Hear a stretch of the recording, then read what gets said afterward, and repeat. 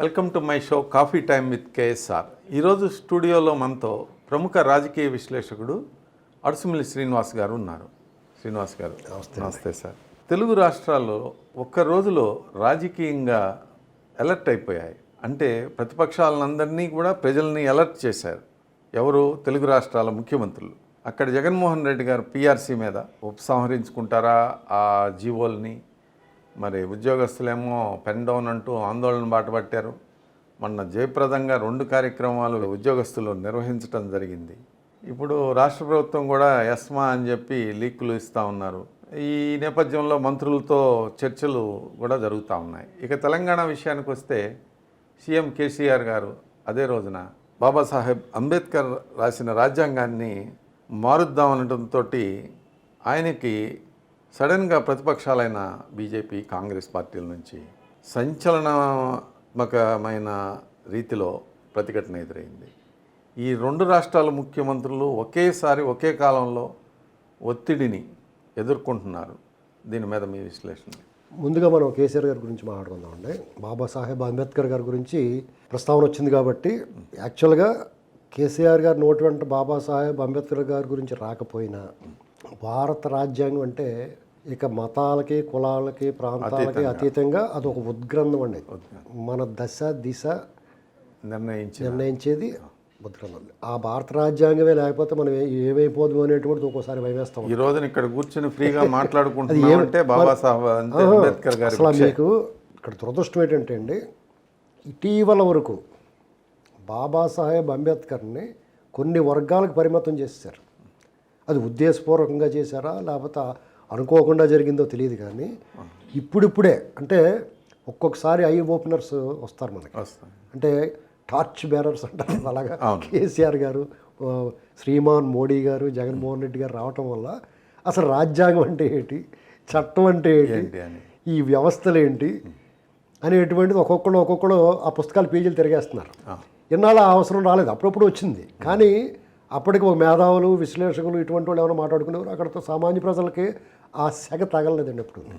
అయితే అంబేద్కర్ గారు ఈ రాజ్యాంగం రచన చేసే ఒక టీంకి లీడర్ ఆయన రాజ్యాంగాన్ని రెడీ చేసి మనకి రచించి పొందుపరిచి అనేక విషయాలు ఎన్నో భవిష్యత్తు కాలజ్ఞానం లాంటిది. వీరబ్రహ్మం గారు ఎలాగైతే కాలజ్ఞానం ఏం జరగబోతుందో చెప్పాడు. ఆయన ఏం జరిగితే ఏం చేయాలో ఈయన చెప్పాడు. రాబోయే కాలంలో జరిగే ఉపద్రవాలు అయితే రాజ్యాంగంలో అంతటి మహామేధావి, విద్యావేత్త, సద్గుణ సంపన్నుడు, దార్శనికుడైన అంబేద్కర్ గారు కూడా కొన్ని ఊహించలేకపోయాడు. అటువంటి అది సహజం అండి. అయినా సరే ఆయన రాజ్యాంగమే ఇప్పటికి మనకు రక్ష. ఖచ్చితంగా ఆ రాజ్యాంగాన్ని అమలు చేస్తే చాలండి. మన దేశంలో ఇంకేమీ చేయగలదు, అసలు ఏమీ చేయగలేదు. ఇది అభివృద్ధి చెందుతున్న దేశంగా ఉండదండి, అభివృద్ధి చెందిన దేశం అయిపోద్ది అంతే. అంటే రాజ్యాంగానికి అభివృద్ధికి సంబంధం ఏంటంటారు. ఖచ్చితంగా ఎవడ పనాడు చేసుకుంటే ఈ దేశం ఎప్పుడో అభివృద్ధి చెందుతుందండి. కేసీఆర్ గారు బాబాసాహెబ్ అంబేద్కర్ రాసిన రాజ్యాంగాన్ని మారుద్దామనడంతో ఆయనకి సడన్గా ప్రతిపక్షాలైన బీజేపీ, కాంగ్రెస్ పార్టీల నుంచి సంచలనాత్మకమైన రీతిలో ప్రతిఘటన ఎదురైంది. దీని మీద మీ విశ్లేషణ? కేసీఆర్ గారి వ్యాఖ్యలకు వస్తే ఆయన రాజకీయంగా ఆయనకు ఒక స్మెల్ వచ్చింది. తన అధికారం ఇక్కడతో అంతమవుతుంది అనేటువంటిది ఒక స్మెల్ వచ్చింది ఆయనకి. కారణం ఏంటంటే తెలంగాణ ప్రజలకు ఎన్నోసార్లు చెప్పుకున్నాం మనం, మళ్ళీ ఇంకొకసారి చెప్పుకున్న తప్పలేదు. తెలంగాణ ప్రజలు విజ్ఞానవంతులు, వివేకవంతులు, చైతన్యవంతులు. వారికి ఏం కావాలో వాళ్ళకి తెలుసు. దశాబ్దాల కల వారి ఆకాంక్ష నెరవేరిన తర్వాత ఆ ఆకాంక్ష నెరవేర్చినవాడు, ఆ ఆకాంక్షకై పోరాడినవాడు, ఆ పోరాడిన వాడికి 10 సంవత్సరాలు అధికారం ఇచ్చారు. మొదట 5 సంవత్సరాల తర్వాత ఆయన మీద అసంతృప్తి ఉన్నా 5 సంవత్సరాలు చాలదు. ఒక పరిపాలకుడికి ఒక రాష్ట్రాన్ని అభివృద్ధి చేయాలంటే అతనికి 10 సంవత్సరాలైనా అవకాశం ఇవ్వాలనేటువంటిది ఆ భావనతోటి, వాళ్ళకి వ్యతిరేకత ఉన్న రాష్ట్రం మీద ప్రేమతోటి వాళ్ళు మళ్ళీ తిరిగి ఆయన ఎన్నుకున్నారు. ఇక తెలంగాణ ఇచ్చిన వాళ్ళు వంతు. ఇప్పటికీ కాంగ్రెస్ పార్టీ తెలంగాణ ఇచ్చి కూడా తెలంగాణ తెచ్చిన వాళ్ళకి ఇచ్చారు. తెలంగాణ ఇచ్చిన వాళ్ళు కూడా ఒక అవకాశం ఇవ్వండి, ఈ దేశాన్ని 60 సంవత్సరాల పాటు పరిపాలించాం, ఈ దేశాన్ని దేశంలాగా ఉంచాం, ఈ దేశంలా ఉండట్లేదు, ఇప్పుడు చూస్తున్నారు ఎవరి పరిపాలన ఎలా ఉన్నదనేటువంటిది. కాబట్టి మాకు ఒక అవకాశం ఇవ్వండి అని అడగడం చేత కావట్లేదు వాళ్ళకి.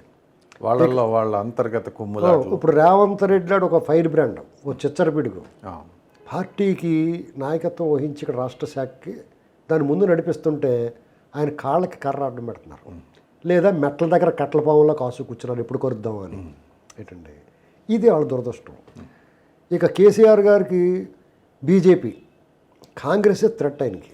ఎందుకంటే విజయాలతో తెలంగాణ కారణం ఏంటంటే కేసీఆర్ గారు బలం, తెలంగాణ వాదం, టీడీపీ తాలూకు అశేషమైన కార్యకర్తల బలం ఆయన ప్రస్తుతానికి ఆయన దఖలుపరుచుకున్నాడు.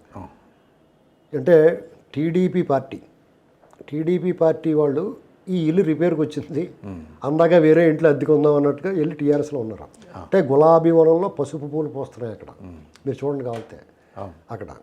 అంచేత టీడీపీ కేడర్ కానీ సానుభూతి పరులు కానీ ఇన్నాళ్ళలో మనం అభిమానించిన నాయకులు కడియం శ్రీహరి, పోచనరెడ్డి శ్రీనివాసరెడ్డి, సాక్షాత్తు కేసీఆర్ గారు, శ్రీనివాస్ యాదవ్, మహేందర్ రెడ్డి, ఇంకో రెడ్డి, ఆ రెడ్డి, ఆయన, ఈయన, ఆగోడు, ఈగోడు, ఇలాంటి వాళ్ళందరూ అందులో ఉండబట్టి, కృష్ణారెడ్డి, వీళ్ళందరూ అందులో ఉండబట్టి, మండ వెంకటేశ్వర గారు, ఇలాంటి వాళ్ళందరూ అందులో ఉండబట్టి ఆ కేడర్ 25-30 సంవత్సరాలు అభిమానించి వాళ్ళని గెలిపించే 5-7 సార్లు తెలుగుదేశం పార్టీ ఓటేసి వాళ్ళ నాయకులను వాళ్ళు నడిపించే నాయకుడు అటుపక్క ఉన్నాడు కాబట్టి, వాళ్ళు వెనకాల ఉన్నారు కాబట్టి ఆయనకి దఖలపడింది.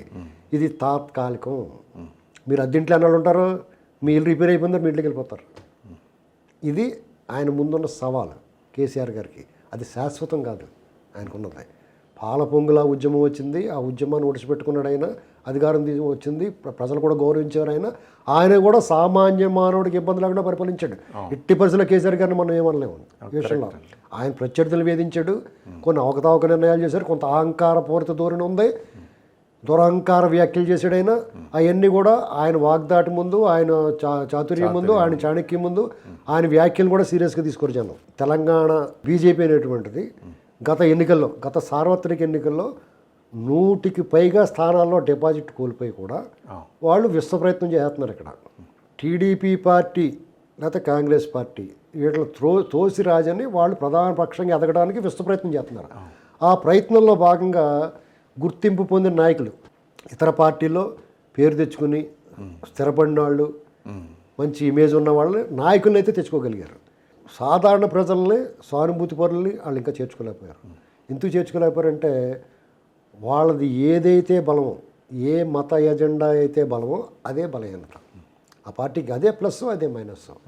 అది కొద్ది ప్రాంతాల వరకు పరిమితం అవుతుంది తప్ప రాష్ట్రం మొత్తాన్ని ప్రభావితం చేయగల స్థితి ఇప్పుడు లేదు, నిన్న లేదు, రేపు కూడా ఉండదండి వాళ్ళకి. ఇక కేసీఆర్ గారికి వ్యతిరేకంగా ఈ జనం కూడా ఆలోచన ఎలా మార్పు వచ్చింది, కాంగ్రెస్ అనేటువంటి దానికి వాళ్ళు ఖచ్చితంగా అవకాశం ఇస్తారు. ఇది గమనించి ఆయన ఎట్టి పరిస్థితుల్లో కాంగ్రెస్ని మనం ఎదుర్కోవడం కష్టం, బీజేపీనే ఇక్కడ రాష్ట్రం వరకు ఎదుర్కొనడం ఈజీ. కారణం ఏంటంటే పైన పెద్దలు మనకు ఎలాగ సఖ్యంగానే ఉంటారు కాబట్టి వీళ్ళనే మనం ప్రత్యర్థులుగా మార్చుకుంటే రేపు పొద్దున్న వాళ్ళు 10 సీట్లు ఎన్నో తెచ్చుకోగలుగుతారు. వాళ్ళు 1 సీటు నుంచి మొన్న 1 సీటు వచ్చింది, రేపు 10 సీట్లు రావచ్చు. అంతకుముందు టీడీపీతో పొత్తుతో ఉన్నప్పుడు 4 సీట్లు 5 సీట్లు వచ్చినాయి. అంతకు మించి వాళ్ళు single digit, maximum double digit 10 వరకు వస్తారు వాళ్ళు. కాబట్టి వాళ్ళని ప్రత్యర్థిగా ఎంచుకున్నాడు ఆయన, ఎంచుకున్నాడు. ప్రజలు ఎంచుకోలేదండి. టీఆర్ఎస్కి ప్రత్యామ్నాయంగా ప్రజలు అనుకోవట్లేదు బీజేపీని, కేసీఆర్ గారు అనుకున్నాడు. కాబట్టి ఆయన వాళ్ళతో పోరాటం చేస్తున్నాడు. లేకపోతే బండి సంజయ్ గారిని అరెస్ట్ చేసి గేట్లు బదలగొట్టి అరెస్ట్ చేయాల్సిన అవసరం ఏముందండి? నిజంగా వాళ్ళ కోపం వస్తే ప్రివిలేజ్ కమిటీ ముందు పిలిచి ప్రశ్నించి వదిలేయటం కాకుండా దానికి చర్యలు వేరే ఉంటాయండి బీజేపీ తీసుకుంది. నిజంగా కోపం ఉండి తీసుకునే చర్యలు ఎలా ఉంటాయంటే 2017, 18, 19లో చంద్రబాబు నాయుడు గారిని ఏ రకంగా సినిమా చూపించారో ఆ సినిమా ఇక్కడ కనపడాలి మనకి. ఎక్కడ కనపడుతుంది? భాగ్యలక్ష్మి గుడి అంటారో, ఎన్టీఆర్ సమాధి అంటారో, లేకపోతే రోడ్డు మీద వచ్చిన నిలబడ. ఇక ఎన్నాటికి పరాకాష్ట ఏంటంటే పెద్ద డ్రామాకి తెరదీశాడు కేసీఆర్ గారు. డైరెక్ట్గా మోడీ గారిని బడ్జెట్ రోజునే అటాక్ చేసాడు. 3 గంటల పాటు అప్రతహితంగా. అంటే ఇప్పటి వరకు మోడీ గారిని ఆయన ప్రధానమంత్రి అయిన తర్వాత కానీ అంతకుముందు ముఖ్యమంత్రిగా ఉన్నప్పుడు కానీ ఎవ్వరో దూషించిన విధంగా, ఎవ్వరో విమర్శించిన విధంగా ఆయన్ని నిలబెట్టి కడిగేశాడు. అంటే మనకేమనిపిస్తుందంటే ఎంత దమ్ముందా కేసీఆర్ గారిలో, అసలు ఎన్టీ రామారావు గారు గుర్తుకొచ్చేసాడు ఒకసారి అందరికీ. నాలాంటి కూడా భలే మాట్లాడాడు ఆయన అంటే మనకు సాధారణ. నాకు బీజేపీ మీద కోపం ఉందండి, ఓపెన్గా చెప్తాను నేను. ఎందుకంటే మోడీ గారి ఆధ్వర్యంలో బీజేపీ తెలుగు రాష్ట్రాలకు ద్రోహం చేసింది, ఆంధ్రప్రదేశ్కి అయితే తీరని ద్రోహం చేసింది. అసలు మా ఆంధ్రప్రదేశ్ని ఈ దేశంలో భాగంగానే గుర్తించట్లేదు వాళ్ళు. అందుకని సహజంగానే ఒక తెలుగువాడిగా వాళ్ళ మీద నాకు ఆగ్రహం ఉంది. కేసీఆర్ గారు ఎప్పుడైతే అలా మాట్లాడాడో మోడీ గారిని, ఇది నిజమే కదా, నిజమే మాట్లాడాడు ఆయన. ఆయన ఉత్తునే యుద్ధం చేశాడా, ఉత్తునే తిట్టాడా, లేకపోతే నిజంగానే తిట్టాడా, నిజంగా కోపం ఉందా, ఆయన మాటల్లో వాస్తవం ఉందా అనేటువంటి పక్కన పెడితే ఆయన నిజమే మాట్లాడినట్టు అనిపించింది. ఎందుకంటే మోడీ గారు చేతగాంతనం ఖచ్చితంగా ఈ దేశాన్ని వెనక్కి నడిపిస్తున్నాడు, ప్రభుత్వ రంగ సంస్థలు అమ్మేస్తున్నాడు, ఎల్ఐసి లాంటి లాభాలు ఉన్న సంస్థలు అమ్మేస్తున్నాడు ఆయన. బిఎస్ఎన్ఎల్ని నిట్టనలో ముంచేశారు, వైజాగ్ స్టీల్ ప్లాంట్ని అడ్డగోలుగా అమ్మేయడానికి చూస్తున్నారు. ఇదే కాదండి, ఒక చెప్పుకోదగ్గ ప్రాజెక్ట్ ఆయన చేతుల మీద శంకుస్థాపన చేసి పూర్తి చేసింది ఒక్కట్లేదు, 7 ఏళ్ళు అయిపోతుంది ఆయన వచ్చి. ఇలాగ అనేకం. ఆర్థికంగా చాలా వెనకబడింది, ప్రజలు నెడ్డి విరిచి మధ్యతరగతిని మడతలు పెట్టేశారు. ఈ పెట్రోలు డీజిల్ మీద వీళ్ళు డే లైట్ రాబరీ చేశారు, పట్టపగలు దోపిడీ చేశారు వీళ్ళు. ఏంటండి ఇక కరోనా వచ్చినప్పుడు కేసీఆర్ గారు చెప్పిన దాంట్లో ఇంకో విషయం ఏంటంటే, సామాన్య ప్రజలు పేదవాళ్ళని అర్ధరాత్రి నువ్వు అర్జెంటుగా అప్పటికప్పుడు లాక్డౌన్ విధించి నడి రోడ్డు మీద అరికాళ్ళు మోకాళ్ళ దాకా అరిగిపోయేలా నడుచుకుంటూ పోతుంటే వాళ్ళ పట్ల కనీసం జాలి దయ లేకుండా, వాళ్ళకి రవాణా సౌకర్యం ఏర్పాటు చేయకుండా ఈ దేశం గాలికి వదిలేసిందండి వాళ్ళని. ఈ గాలికి వదిలేసిన దేశానికి నేతృత్వం అనుభవించాడు. ఇంతకన్నా ప్రజాద్రోహం ఏముంటుందండి? దేశం విపత్తును ఎదుర్కొంటున్నప్పుడు, ప్రపంచం విపత్తును ఎదుర్కోబోతుందన్న సంకేతాలు వినప్పుడు, ఈ దేశం భద్రత కోసం, ఈ దేశాన్ని కాపాడడం కోసం మీరు తీసుకున్న చర్యలు ఏమిటి అన్న ప్రశ్న వచ్చినప్పుడు కేసీఆర్ గారు చెప్పింది 100% రైట్ అనిపిస్తుంది. కేసీఆర్ గారు మొన్న మాట్లాడిన మాటలకి అంటే ఎందుకు అనుమానం అంటే ఆయన మీద, హుజూరాబాద్ ఎన్నికల ముందు కానీ, అంత ముందు కానీ, లేకపోతే 2018 ఎలక్షన్ల ముందు కానీ అమిత్ షా గారిని, మోడీ గారిని ఆయన తీవ్రంగా విమర్శించి మరుసటి రోజే వాళ్ళ దగ్గర ఎలా సాగిలిపడాడు అనేటువంటి మామూలుగా మనిషి తల వంచి దండం పెట్టచ్చు. ఈయన పూర్తిగా యూటర్న్ అయిపోయి బెండ్ అయిపోయి వంగి దండం పెడతాడు. అతి వినయం దూరత లక్షణం అనేటువంటిది ఆ సామెతకి అర్థాన్ని ఆయన చూపిస్తూ ఉంటాడు. కేసీఆర్ గారు అనేటువంటి వ్యక్తి మనం అందరం గర్విస్తాం. ఎందుకంటే కేసీఆర్ గారిలో ఆయన వాగ్దాటే కాదండి, ఆయనలో విజ్ఞానం ఉంది. తెలుగు భాష మీద భాషా పండితుడండి ఆయన. చాలామందికి రాజకీయ నాయకుల్లో లేని భాషా పాండిత్యం ఆయనకు ఉంది. అద్భుతంగా ప్రసంగించగలుగుతారు. అద్భుతంగా ప్రసంగించడమే కాదండి, నిజంగానే ఆయనకు అవగాహన ఉంది. తెలుగు భాష పట్ల ప్రేమ, ఆయనలో భక్తి పారవస్యాలు ఉన్నాయి. చాలా సందర్భాల్లో ఆయన భక్తి పారవస్యాలు ఉన్నాయి. ఆధ్యాత్మికంగా ఆయన హిందువులందరూ మనసు దోచుకున్నాడు. ఆయన బీజేపీ కంటే ఎక్కువ ఆయన మనసు దోచుకున్నాడు ఆయన. ఏంటంటే బీజేపీ వాళ్ళ కార్యక్రమాలు ఏమన్నా నాన్ సెన్స్ ఇక్కడ, వాళ్ళు చెప్పేదోటి చేసేదోటిని. ప్రశాంత్ కిషోర్ వాళ్ళ పక్కన లేకపోయినా కానీ ప్రశాంత్ కిషోర్ స్కెచ్లు అమలు చేస్తూ ఉంటారు వాళ్ళు. ఆంధ్రప్రదేశ్లో చిన్న కోడిగత్తో జగన్ భుజం మీద ఘాటు పెట్టినట్టుగా ఉత్తరప్రదేశ్లో ఓవైసీ మీద దాడి జరిగింది. వాళ్ళు ఎంత షార్ప్ షూటర్స్, ప్రొఫెషనల్స్ వాళ్ళు. సుఫారీ గ్యాంగ్ అయితే ఎక్కడ కాల్చాలో అక్కడే కాల్చిపోయారు వాళ్ళు. అంత సమీపంగా 2 వీలర్ మీద వెళ్ళి టైర్ కాల్చి డోర్ కాల్చి పోయారండి వాళ్ళు. వాళ్ళకి బహుమతి ఇవ్వాలి మనం. అంటే ఇప్పుడు మీకు అతడు సినిమాలో చెప్తాడు, ఎవరిని కాల్చాలా, ఆడి కాల్చి చచ్చిపోయేలాగా కాల్చాలా, గాయపడేలా కాల్చాలా, ఇలాగా అలా పురమాయించుకున్నారు వాళ్ళు. ఖచ్చితంగా అంతే అండి, అందులో అనుమానం లేదు. ఇది మనకి అందుకనే మనం రవి కాంచిన చోట కవి కాంచుతాడు అంటారు. ఎందుకంటే ఇదంతా కల్పితం కదా, ఇదంతా జరుగుద్దాం అనుకుంటాం. కరెక్ట్ అండి. ఎప్పుడు కూడా వాస్తవం కల్పన కంటే విచిత్రంగా ఉంటుంది. Truth is stranger than fiction. మనకు అన్ని కలబం చూపించేస్తున్నారు ఈ సినిమా అంతా కూడా. 10 ఏళ్ల క్రితం, 20 ఏళ్ల క్రితం, 30 ఏళ్ల క్రితం వచ్చిన సినిమాలన్నీ కూడా మనకి ఈ రాజకీయాల్లో ఇవాళ ఈ నాయకులు మాట్లాడతా, వీళ్ళ వ్యవహారాలు చూస్తా, తొక్కలక సినిమాని ఇవాళ ఆయన చూపిస్తున్నాడు. అక్కడ ఆ నిరంకుశం నియంత అనేటువంటి పరిపాలన ఎలా ఉంటుందన్నటువంటి మోడీ గారు చూపిస్తున్నాడు. ఇందిరాగాంధీ గారు ఎమర్జెన్సీ చేసింది, ఈ ఉక్కు మహిళ, ఆవిడంటే గజగజ ఉడికేసి వారు అందరూ ఉన్నాయి. ఆవిడ నథింగ్. మోడీ గారి ముందు ఆవిడ నథింగ్. ఆవిడ చట్టాన్ని తన పని తను చేసుకుని ఇచ్చింది, రాజ్యాంగం ప్రకారం వెళ్ళింది, వ్యవస్థలు అన్నట్లు తన పని తను చేసుకుని ఇచ్చింది ఆవిడ. అలా చేసుకొనిస్తా కూడా ఈ దేశాన్ని గుప్పిట్లో పెట్టుకుంది ఆవిడ. వీళ్ళు దేశాన్ని గుప్పిట్లో పెట్టుకునేందుకు ఈ వ్యవస్థలను మనం చెరబెట్టేసి ప్రతిరోజు సామూహిక అత్యాచారం చేద్దాం అనుకుంటున్నారు వాళ్ళు. అత్యాచారం చేస్తున్నాడు, చెరబెట్టి ఊరుకోలేదు వీళ్ళు. ఎక్కడికక్కడ మీరు కావాలంటే ఏ విషయం ఉన్నా సరే, ఎవరైనా సరే రమ్మని మాట్లాడదాం. వీళ్ళు ఎంత దుర్మార్గంగా ఈ వ్యవస్థను చెరబెట్టారనేటువంటిది. గతంలో ఇందిరాగాంధీ కూడా మహానాయకురాలు, ఆమె కూడా వ్యవస్థల్ని, గవర్నర్స్ని అధీనంలో పెట్టుకొని ప్రజల చేత ఎన్నుకోబడిన రాష్ట్ర ప్రభుత్వాలని రద్దు చేయటం చాలా చేసేవాళ్ళు. ఆ ప్రక్రియ కాకుండా ఇప్పుడు బీజేపీ కొద్దిగా రూపాంతరం చెందినట్టు ఎమ్మెల్యేలనే టోక్గా ఫిరాయించేటట్టు చేసుకుని వాళ్ళ చేత రిజైన్ చేయించి మళ్ళీ ఉప ఎన్నికల ద్వారా అధికారంలోకి రావటాన్ని బీజేపీ కొత్త ప్రవేశం మొదలుపెట్టింది. ఇందిరాగాంధీ గారు చనిపోయే 3.5 దశాబ్దాలు అయిందండి. ఇందిరాగాంధీ గారి పరిపాలన ఉన్నప్పటికీ మన స్వతంత్రం వచ్చి చాలా తక్కువ సమయం, 30-35 ఏళ్ళు అయింది. అయితే 25 ఏళ్ళ లోపలనే ఆవిడ వచ్చింది. తర్వాత 10 ఏళ్ళ పాటు ఆవిడ పరిపాలించింది, 69లో. అయితే మీకు ఇందిరాగాంధీ గారి పరిపాలన ఉన్నప్పుడు రాజకీయ నాయకులు అంటే ప్రతిపక్షంలో ఉన్నవాళ్ళు కానీ కాంగ్రెస్లో ఉన్నవాళ్ళు కానీ అంత ముదరలేదండి ఎవడన్నా. అవినీతి చేసి విపరీతంగా సంపాదించి ఇప్పట్లాగా అంటే బాబు ముఖ్యమంత్రి అయితే 1,00,000 కోట్లు సంపాదించేసి జ్ఞానం అంత తెలివితేటలు వాళ్ళకి లేవు పాపం. అప్పుడు ఏంటండి అంటే ఆ రాజకీయ నాయకులు కూడా అంత మైనస్లు లేవు, అంత లోసుగులు లేవు. ఎవరన్నా ఉంటే రాజకీయం చేసేవాళ్ళు అక్కడ ఏమైనా కొద్దిగా ₹30 అంటే కూడా సంతోషపడిపోరాళ్ళు.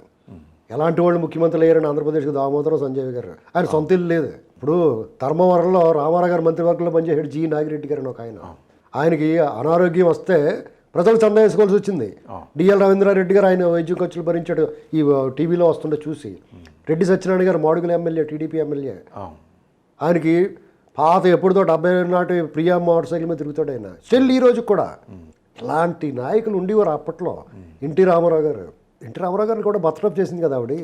ప్రజలు తిరిగి తెచ్చుకున్నారండి, ప్రజలే తిరిగి తెచ్చుకున్నారు. ప్రజాస్వామ్య పరిరక్షణ ఉద్యమం వచ్చింది ఇప్పుడు వస్తుందండి అలాగా. ఇప్పుడు ప్రజల్లో కూడా లేదు. ఇప్పుడు చెట్టు ముందా విత్తు ముందా అన్నట్టు నాయకులు యథారాజా తదా ప్రజ, అలాగే యథా ప్రజ తదా రాజా కింద మారిపోయారు. అందరూ అవినీతి పరులు. అవినీతి అనేటువంటిది అవినీతి, అశ్రిత పక్షపాతం, ప్రాంతీయ అభిమానం, కులద్వేషం, మత భావనలో పూర్తిగా పెరిగిపోయినాయండి. అంచేత టోటల్ వాతావరణం అంతా కలుషితం అయిపోయింది. అప్పుడు అక్కడక్కడ కొద్దిమంది ఉండేవాళ్ళు ఇటువంటి వాళ్ళు. ఇప్పుడు పూర్తిగా అందరినీ ఆళ్ళ చేసేసారు. అంటే యమనేల సినిమాలోని ఒకటి మటర్ చేయించాడు కూడా తిప్పుకుంటాడు కదా, అలాగే ఒక్కొక్కడు ఆడ బ్యాచ్లో యమనేల బ్యాచ్లో గెలిపేసుకున్నారు వీళ్ళందరినీ. అంచేత ఎవడ చరిత్ర చూసినా ఆడ వెనకాల ఆడ ఈవినిండా మచ్చలు ఉంటాయండి. అంచేత వాళ్ళు లొంగి తీరాల. ఈడీని ఎలా వాడచ్చు, సిబిఐని ఎలా వాడచ్చు, ఐటీ డిపార్ట్మెంట్ని ఎలా వాడచ్చు అనేటువంటిది పాలకుడికి పూర్తిగా తెలిస్తే దాన్ని ప్రయోగించి వాళ్ళు పని గడుపుకుంటున్నారు. అధికారులు కూడా వాళ్ళ జీవితకాలం నిజాయితీగా నిబద్ధతగా పనిచేస్తాడు. నిజాయితీగా ఉండాలి, భారత చట్టాన్ని రాజ్యాంగాన్ని గౌరవించాలనుకుని నిజంగా డ్యూటీలోకి వచ్చినప్పుడు చాలా మర్యాదగా పద్ధతిగా ప్రజలకు సేవ చేద్దామన్న భావన ఉన్నవాడు ఈ లైన్లోకి వస్తాడు. నిజంగా అలాగే చేయాలనుకుంటాడు. ప్రజల తాలూకు ప్రశంసల్ని ఆస్వాదిస్తూ ఉంటాడు. కానీ ఒక స్టేజ్కి వచ్చిన తర్వాత ఆడ ముందు పనికిమాలను పోరంబోకు ఈడు మామూలు కార్లు అమ్మాయిడర్లో తిరుగుతుంటే ఆడ పెద్ద ఫార్చునర్లో తిరుగుతుంటే తట్టుకోలేక ఇంట్లో వాళ్ళు ఒత్తిడి తట్టుకోలేక ఒకే ఒక డీల్ పళ్ళు మన పేలుతుంది, సెటిల్ అయిపోతాడు అంతే. అలాంటి వాళ్ళు 3 మంది చూసామండి. ఈ దేశానికి చాలా నిజాయితీ పడు అనుకున్న శేషన్ గారి తర్వాత అంత గొప్ప ఎన్నికల కమిషనర్ అనుకున్నవాడు కూడా ఈ దేశ గతిని మార్చాడండి. జీవితకాలం నిజాయితీగా ఉన్నాడు. మరి వెనకాల ఏం జరిగిందో తెలియదు కానీ ప్రభుత్వాల బర్తరఫ్ రద్దు అయిపోయిన తర్వాత ఇంకా 5 నెలలు 4 నెలలు ఉంది అతను రిటైర్ అవ్వడానికి. నేను రిటైర్ అయిన తర్వాత కొత్త ఆయన వస్తాడు, కొత్త ఆయన పెడతాడు ఎలక్షన్ అన్నాడు. ఫినిష్. వాజ్పేయి గారు, చంద్రబాబు గారు వాళ్ళు చేసిన సర్వీసు సేవలు వృధా అయిపోయినాయి, వాళ్ళ వ్యూహాలు చిత్తైపోయినాయి. దాని వెనకాల పోపు భారత పర్యటన కూడా ఉంటుంది అనేటువంటి దాన్ని ఎంతమంది తెలుసండి? అంతకు సంవత్సరం ముందు పోపు భారత పర్యటన చేసినప్పుడు మొదలైన బీజం ఆ వ్యూహం, ఆ ప్లాన్ ఏ అనేటువంటిది ఎంతమంది తెలుసండి? తెలియదు. ఇది తెలియని ఎవరాళ్ళు. ఇక ప్రస్తుతానికి వస్తే కేసీఆర్ గారు ఇవాళ ఏ అవతారం ఎత్తుడో చూడాలి ఈరోజు. ఇక్కడ మనకు అనేక సందేహాలు అలాగ వస్తున్నాయండి. ప్రధానమంత్రికి మరి మర్యాద ఇవ్వాల్సిన అవసరం ఉంది కదా రాష్ట్ర పర్యటనలో. అది కూడా యజ్ఞం శ్రీ రామానుజులు మహా విశిష్టాద్వైత మత గురువు అయిన రామానుజులు విగ్రహావిష్కరణ. అవును కదండి. ప్రధానమంత్రి ఇది ఇవాళ ప్రోగ్రాము ముందే నిర్ణయించబడద్దు కదా, నిన్న రాత్రి కానీ ఇవాళ పొద్దున కానీ నిర్ణయించబడదు కదా. మొన్న కేసీఆర్ గారు మాట్లాడినప్పటికే అంతకు ముందే ఖరారైంది కదా. అంటే ఈ దేశ ప్రధానిని మర్యాద ఇవ్వాలని నువ్వు ప్రోటోకాల్ ప్రకారం రిసీవ్ చేసుకోవాలా, ఆయన వెంబడి ఉండాలనేటువంటిది మర్యాద. మీరు చెప్తున్నట్టుగా ప్రోటోకాల్, అదే ప్రోటోకాల్ మీరు మాట్లాడినప్పుడు కూడా ఉండాలి కదా. ఉండాలి. ఈ దేశ ప్రధాని కదా, నీకు నాకు మీకు అందరికీ ప్రధాని కదా ఆయన. ప్రభుత్వ విధానాల మీద ప్రభుత్వ విధానాలే వేషధారణ మీద కొన్ని కనీసం వాళ్ళు ఆగొచ్చు కదా. బడ్జెట్ బాగోలేదు, మా రాష్ట్రానికి అన్యాయం జరిగింది అని మాట్లాడొచ్చు కదా. అంటే మీరు ప్రజలకి కనిపించడానికి గిల్లి కజ్జం పెట్టుకుంటారు. అంటే తెర ముందు కయ్యం, తెర వెనుక వియ్యం. ఇది దీనికి ఆధారంగా ఒక చిన్న వ్యాఖ్యలు కూడా కేసీఆర్ పత్రికా సమావేశంలో అనటం జరిగింది. యూపీలో అసదుద్దీన్ ఎంఐఎం పార్టీ యొక్క కార్యకలాపాలు, వాళ్ళు ముస్లిం ప్రాబల్యం ఉన్న ప్రాంతాలన్నింటిలో కూడా ఎంఐఎం యూపీలో పోటీ చేస్తూ ఉంది. ఒక ప్రశ్నకు సమాధానంగా ఎంఐఎంకి సపోర్ట్ చేస్తూ అసదుద్దీన్ తెలంగాణ వాడు కాబట్టి నేను సపోర్ట్ చేస్తాను. ఒకవైపేమో బీజేపీని విమర్శిస్తూ ఈయన్ని బంగాళాఖాతంలో గెలిపేయాలా ఆ పార్టీని అని చెప్పి విమర్శించారు. మరొక వైపు బీజేపీకి యూపీలో ప్రధాన ప్రత్యర్థి సమాజ్వాదీ పార్టీ. మరి సమాజ్వాదీ పార్టీకి మీరు సపోర్ట్ చేస్తారా అనే ప్రశ్నకి ఆయన డైరెక్ట్గా సమాధానం చెప్పకుండా అసదుద్దీన్ వైఎస్సీకి సపోర్ట్ చేస్తాము అని చెప్పాడు. దీన్ని ఏ విధంగా చూడాలి? ఏమండి, మరి వాళ్ళకి హిడెన్ ఎజెండా ఉందని వార్తలు విస్తృతంగా వినిపిస్తూ ఉన్నాయి. బీజేపీకి అసదుద్దీన్కి లోపాయికారి పొత్తు ఉందనేది ఊహాగానేలా అవ్వచ్చు. అసదుద్దీన్ ఓవైసీ గారు ఒక రాజకీయ పార్టీగా ఈ దేశంలో ఎక్కడైనా పోటీ చేయొచ్చు, ఎక్కడైనా పోటీ చేయొచ్చు.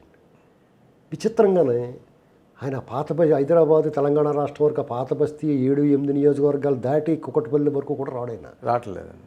తెలంగాణలో కూడా 119 నియోజకవర్గాలు ఉన్నాయి కదా. అక్కడ నువ్వు ముందు నీ ఇల్లు చక్కబెట్టవయ్యా, ఇక్కడ ఉద్ధరించు. మహారాష్ట్ర వెళ్ళిపోయి, లేకపోతే పశ్చిమ బెంగాల్ వెళ్ళిపోయి, ఉత్తరప్రదేశ్ వెళ్ళిపోయి, ఢిల్లీ వెళ్ళిపోయి, ఇక్కడ కాదు, ఫస్ట్ నువ్వు ఇక్కడ ఉద్ధరించు. పక్కన ఆంధ్రప్రదేశ్లో మైనారిటీలని వేధించుకు తింటుంటే ఒక కుటుంబం ఆత్మహత్య చేసుకుంటే నువ్వేం చేసావు? చంద్రం వస్తున్నాను చంద్రం అన్నావు కదా, ఎందుకు వెళ్ళలేదు? 2019 ఎన్నికలు ఎందుకు వెళ్ళలేదు? అంటే వచ్చి మైనారిటీ ఓట్లు చీలిపోతే మీ రహస్యమిత్రుడు ఇబ్బంది పడతాడనా? వాళ్ళకి ఇప్పుడు ఇక్కడ ఇది ఓపెన్ సీక్రెట్ అండి. వీళ్ళు ఎన్ని గరగాట్లన్నా ఆడనే ఉన్నాయి. ప్రజలకు పూర్తిగా అర్థమైంది. మీరు ఒకసారి మోసం చేయొచ్చు, 2 సార్లు మోసం చేయొచ్చు, ఎల్లప్పుడూ మోసం చేయలేరు మీరు. ఎందుకంటే మోడీ గారు, కేసీఆర్ గారు, జగన్మోహన్ రెడ్డి గారు, అసదుద్దీన్ ఓవైసీ, ప్రస్తుతానికి ఈ నలుగురు అయితే ఒక టీం అండి. వీళ్ళు విడివిడిగా కానీ కలిసి కానీ ఇద్దరు కలిసి ఒకళ్ళని కానీ ఒకళ్ళు ఇద్దరిని కానీ లేదా ఒకడు ముగ్గురిని కానీ విమర్శించవచ్చు, తిట్టుకోవచ్చు. కానీ వీళ్ళు నలుగురు, వీళ్ళ లక్ష్యం ఒకటే, వీళ్ళ ఎజెండా ఒకటే. జగన్మోహన్ రెడ్డి గారికి, కేసీఆర్ గారికి, మోడీ గారికి, చంద్రబాబు. అలాగే కేసీఆర్ గారికి ఇక్కడ కాంగ్రెస్, చంద్రబాబు. జగన్మోహన్ రెడ్డి గారికి చంద్రబాబు ఒకటే. మోడీ గారికి కాంగ్రెస్, చంద్రబాబు. అసదుద్దీన్ ఓవైసీకి బీజేపీ ప్రేమ, అంతే. ఇంక మిగతా వాళ్ళతో సంబంధం లేదు ఆయనకి. ఇన్ని విషయాల్లో మనకు 2-3 సార్లు పేరు ఎవరు వినపడింది? చంద్రబాబు గారి పేరు వినపడింది. అంటే వీళ్ళకి కొరకరాని కొయ్య చంద్రబాబు నాయుడు గారు. చంద్రబాబు నాయుడు గారు 23 సీట్లకి పరిమితం అయ్యాడు, ఆయన పని అయిపోయింది అని చెప్పేసి అందరూ కూడా హేళన చేశారు, ఎగతాళి చేశారు, అవమానించారు, ఎక్సెక్కాలు ఆడారు. కానీ ఆయన్ని గెలవటానికి, ఆయన్ని ఓడించడానికి వీళ్ళు తలకిందులుగా తపస్సు చేశారండి. మామూలుగా తపస్సు చేయలేదు. ఏ ఒక అంశంతో అతన్ని ఎదుర్కోలేరు, ఓడించలేమని తెలుసుకున్నారు.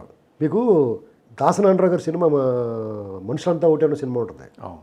అందులో ఎన్టీ రామారావు గారు వస్తుంటే వాళ్ళ నాన్నే అతను చంపేయమని కొంతమందిని పురమేస్తాడు. ఆ పాటలో కొన్ని చరణాలు ఉంటాయి. ఆ వంక నొక్కడు నొక్కినొక్కడు, ఈ వంక నక్కబోలే నక్కినొక్కడు అన్నట్టుగానే అతను చుట్టూరు చేరి అతన్ని వెండిపోటు పోసి అతన్ని హతమారుస్తారు. అలాగా ఈ చంద్రబాబు నాయుడు గారికి ఈ పక్కనే కేసీఆర్ గారు, ఇంట్లో చెల్లంగి జగన్మోహన్ రెడ్డి గారు, నెత్తిమీద కూర్చున్నవాడు మోడీ గారు. మోడీ గారు ఈ అవస్థలు ఏదైతే ఉన్నాయో, ఎలక్షన్ కమిషన్ దగ్గర నుంచి ఈడీ, సిబిఐ, ఐటీ డిపార్ట్మెంట్ల నుంచి ఆఖరికి న్యాయ వ్యవస్థలతో సహా అన్నట్లు చెరపట్టుకుని ఆయన ఒక ఆట ఆడిచ్చాడు. ఈయన డబ్బు పంపిణీలకి ఇక్కడ ఆంధ్రప్రదేశ్కి సంబంధించిన ప్రతి రాజకీయ నాయకుడికి ఇక్కడ అపార్ట్మెంటో లేకపోతే గజం స్థలమో ఏదో ఒకటి ఉంది ఇక్కడ, లేకపోతే వాళ్ళ పిల్లలు ఇక్కడ స్థిరపడుతూ ఏదో రూపంలో సంబంధం ఉంది. ఎందుకంటే ఉమ్మడి రాష్ట్రం కదా మొన్నటి దాకా. వాళ్ళందరూ కూడా ఇది కూడా మన రాష్ట్రమైనా ఇక్కడే స్థిరపడిపోయే రకంగానే హాయిగా ఉంటుందండి. వాళ్ళందరి జుట్టు ఈ చేతిలో పెట్టిన గుంజిపోడు ఏంటంటే. అలాగా చంద్రబాబు నాయుడు గారిని ఆయన విధానాల మీద పోరాడినా ఓడిపోతారు వాళ్ళే. ఒకవేళ ఆర్థికంగా దిగ్బంధనం ఒకటి మాత్రమే చేసినా ఓడిపోతారు. ఇలాగా వీళ్ళు అనేక రకాలుగా దుష్ప్రచారం మీద ఆధారపడ్డారు, కులం మీద ఆధారపడ్డారు, కుల విద్వేషాలు రెచ్చగొట్టారు, ప్రాంతీయ విద్వేషాలు రెచ్చగొట్టారు, అమరావతి లాంటి గ్రేట్ ప్రాజెక్ట్ని మీద విషం పూసారు, విషం చిమ్మారు, పోలవరంలో అవినీతి చూపించారు వాళ్ళు. ఇలాగ చంద్రబాబు నాయుడు గారు అనేక అంశాల్లో వాళ్ళు చుట్టుముట్టి అష్టదిగ్బంధనం చేసి ఆయన ఊపిరాడకుండా చేసి ఇన్ని చేసినా ఆయనకి ఇలా జరుగుతుందని తెలుసు. ఇక్కడ వాళ్ళకి ఆయన తెలియదు కదండి, అది తెలిసిపోయింది ఆయనకి. ఇక్కడ తెలంగాణ 2018 ఎన్నికల్లో ఏం చేశారో దానికి తగ్గట్టుగా రెడీ అయ్యాడు ఆయన. వాళ్ళు ఏం చేశారంటే ప్లాన్ బి అమలు చేశారు వాళ్ళు. ఆ రకంగా చంద్రబాబు నాయుడు గారు రెక్కలు తెగిన పక్షిలాగా ఒంటరి అయ్యాడు పాపం ఆయన. ఎటువంటి ఈసారి రమ్మనండి, ఆయన మౌనంగా ఉన్నాడు కదా, గజ్జ గజ్జ గజ్జ వణుకుతున్నారు. ఆయన మనసులో అంతరంగం ఏముందో వాళ్ళు కొడుకు తెలదు. చంద్రబాబు నాయుడు గారు ఆయన లోకేష్కే తెలియదు, ఆయన కుమారుడు లోకేష్కే చంద్రబాబు నాయుడు గారు అంతరంగం ఏంటో తెలుసుకోమని చెప్పమని ఎవడన్నాను చూద్దాం. గజ్జ గజ్జ గజ్జ వణికేస్తున్నారు. ప్రతి దానికి ఆయన ఉండాలనుకుని జగన్మోహన్ రెడ్డి గారు అంటున్నాడు. చంద్రబాబు గారు ఆయన ఇంట్లో హాయి ఎడిసిన పప్పు తింటాం, ఇంట్లో పడుకున్నా కానీ దీని వెనకాల ఆయన ఉన్నాడు, దాని వెనకాల ఈయన ఉన్నాడు అన్నారు వాళ్ళు. ఆ మౌనం వీళ్ళందరికీ వణుకు పుట్టిస్తుందండి. అందుకనే వాళ్ళు పనికిమాలిన వ్యాఖ్యలు చేస్తుంటారు కొంతమంది. ఆంధ్రప్రదేశ్ బీజేపీ శాఖ మేము వాళ్ళతో పొత్తు పెట్టుకోం, ఎవరు అడిగారు వెళ్ళాలి పొత్తు? చంద్రబాబు నాయుడు అడిగాడా పొత్తు పెట్టుకుందామని? బీజేపీతో వెళ్తే రాయి కట్టుకుని బావిలో దూకినట్టు అన్న విషయం రోడ్డు మీద పోయి అందరికీ త్యాగలు తంపడేసుకుని అమ్ముకుని కూడా అడిగినా అతను రాజకీయ అవగాహన కనీసం ఏం ఉండదు. అతను ఏదో అతను బతుకుతున్నాడులే అనుకున్న వాడిని కూడా అడిగితే బీజేపీతో వెళ్తే రాయి కట్టుకుని బావిలో దూకినట్టే అని చెప్తాడు. ఏంటండి అంచేత బీజేపీ వ్యాఖ్యలకు విలువ లేదు.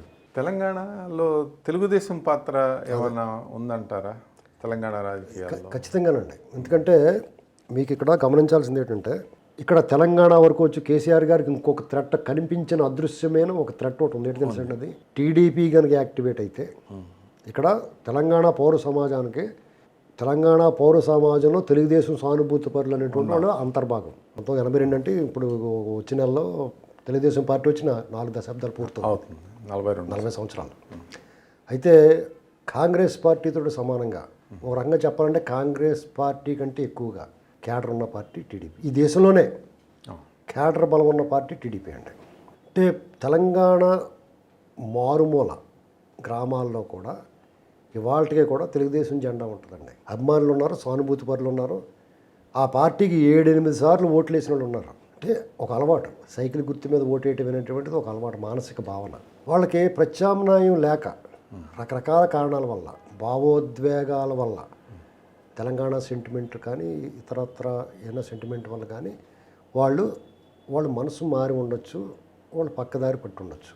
కానీ వాళ్ళ మనసులో తెలుగుదేశం పార్టీ పట్ల, తెలుగుదేశం పార్టీ తాలూకు సానుభూతి, అభివృద్ధి చేసిన వాళ్ళ పనులు అన్నీ గుర్తున్నాయండి వాళ్ళందరికీ. పూర్తిగా తెలంగాణ అంతటా తెలుగుదేశం పార్టీ బలం లేకపోయినా ఇవాళ ఉన్న పరిస్థితుల్లో 30-40 నియోజకవర్గాలను ప్రభావితం చేయగలిగిన స్థాయిలో టీడీపీ ఇవాళకే ఉందండి.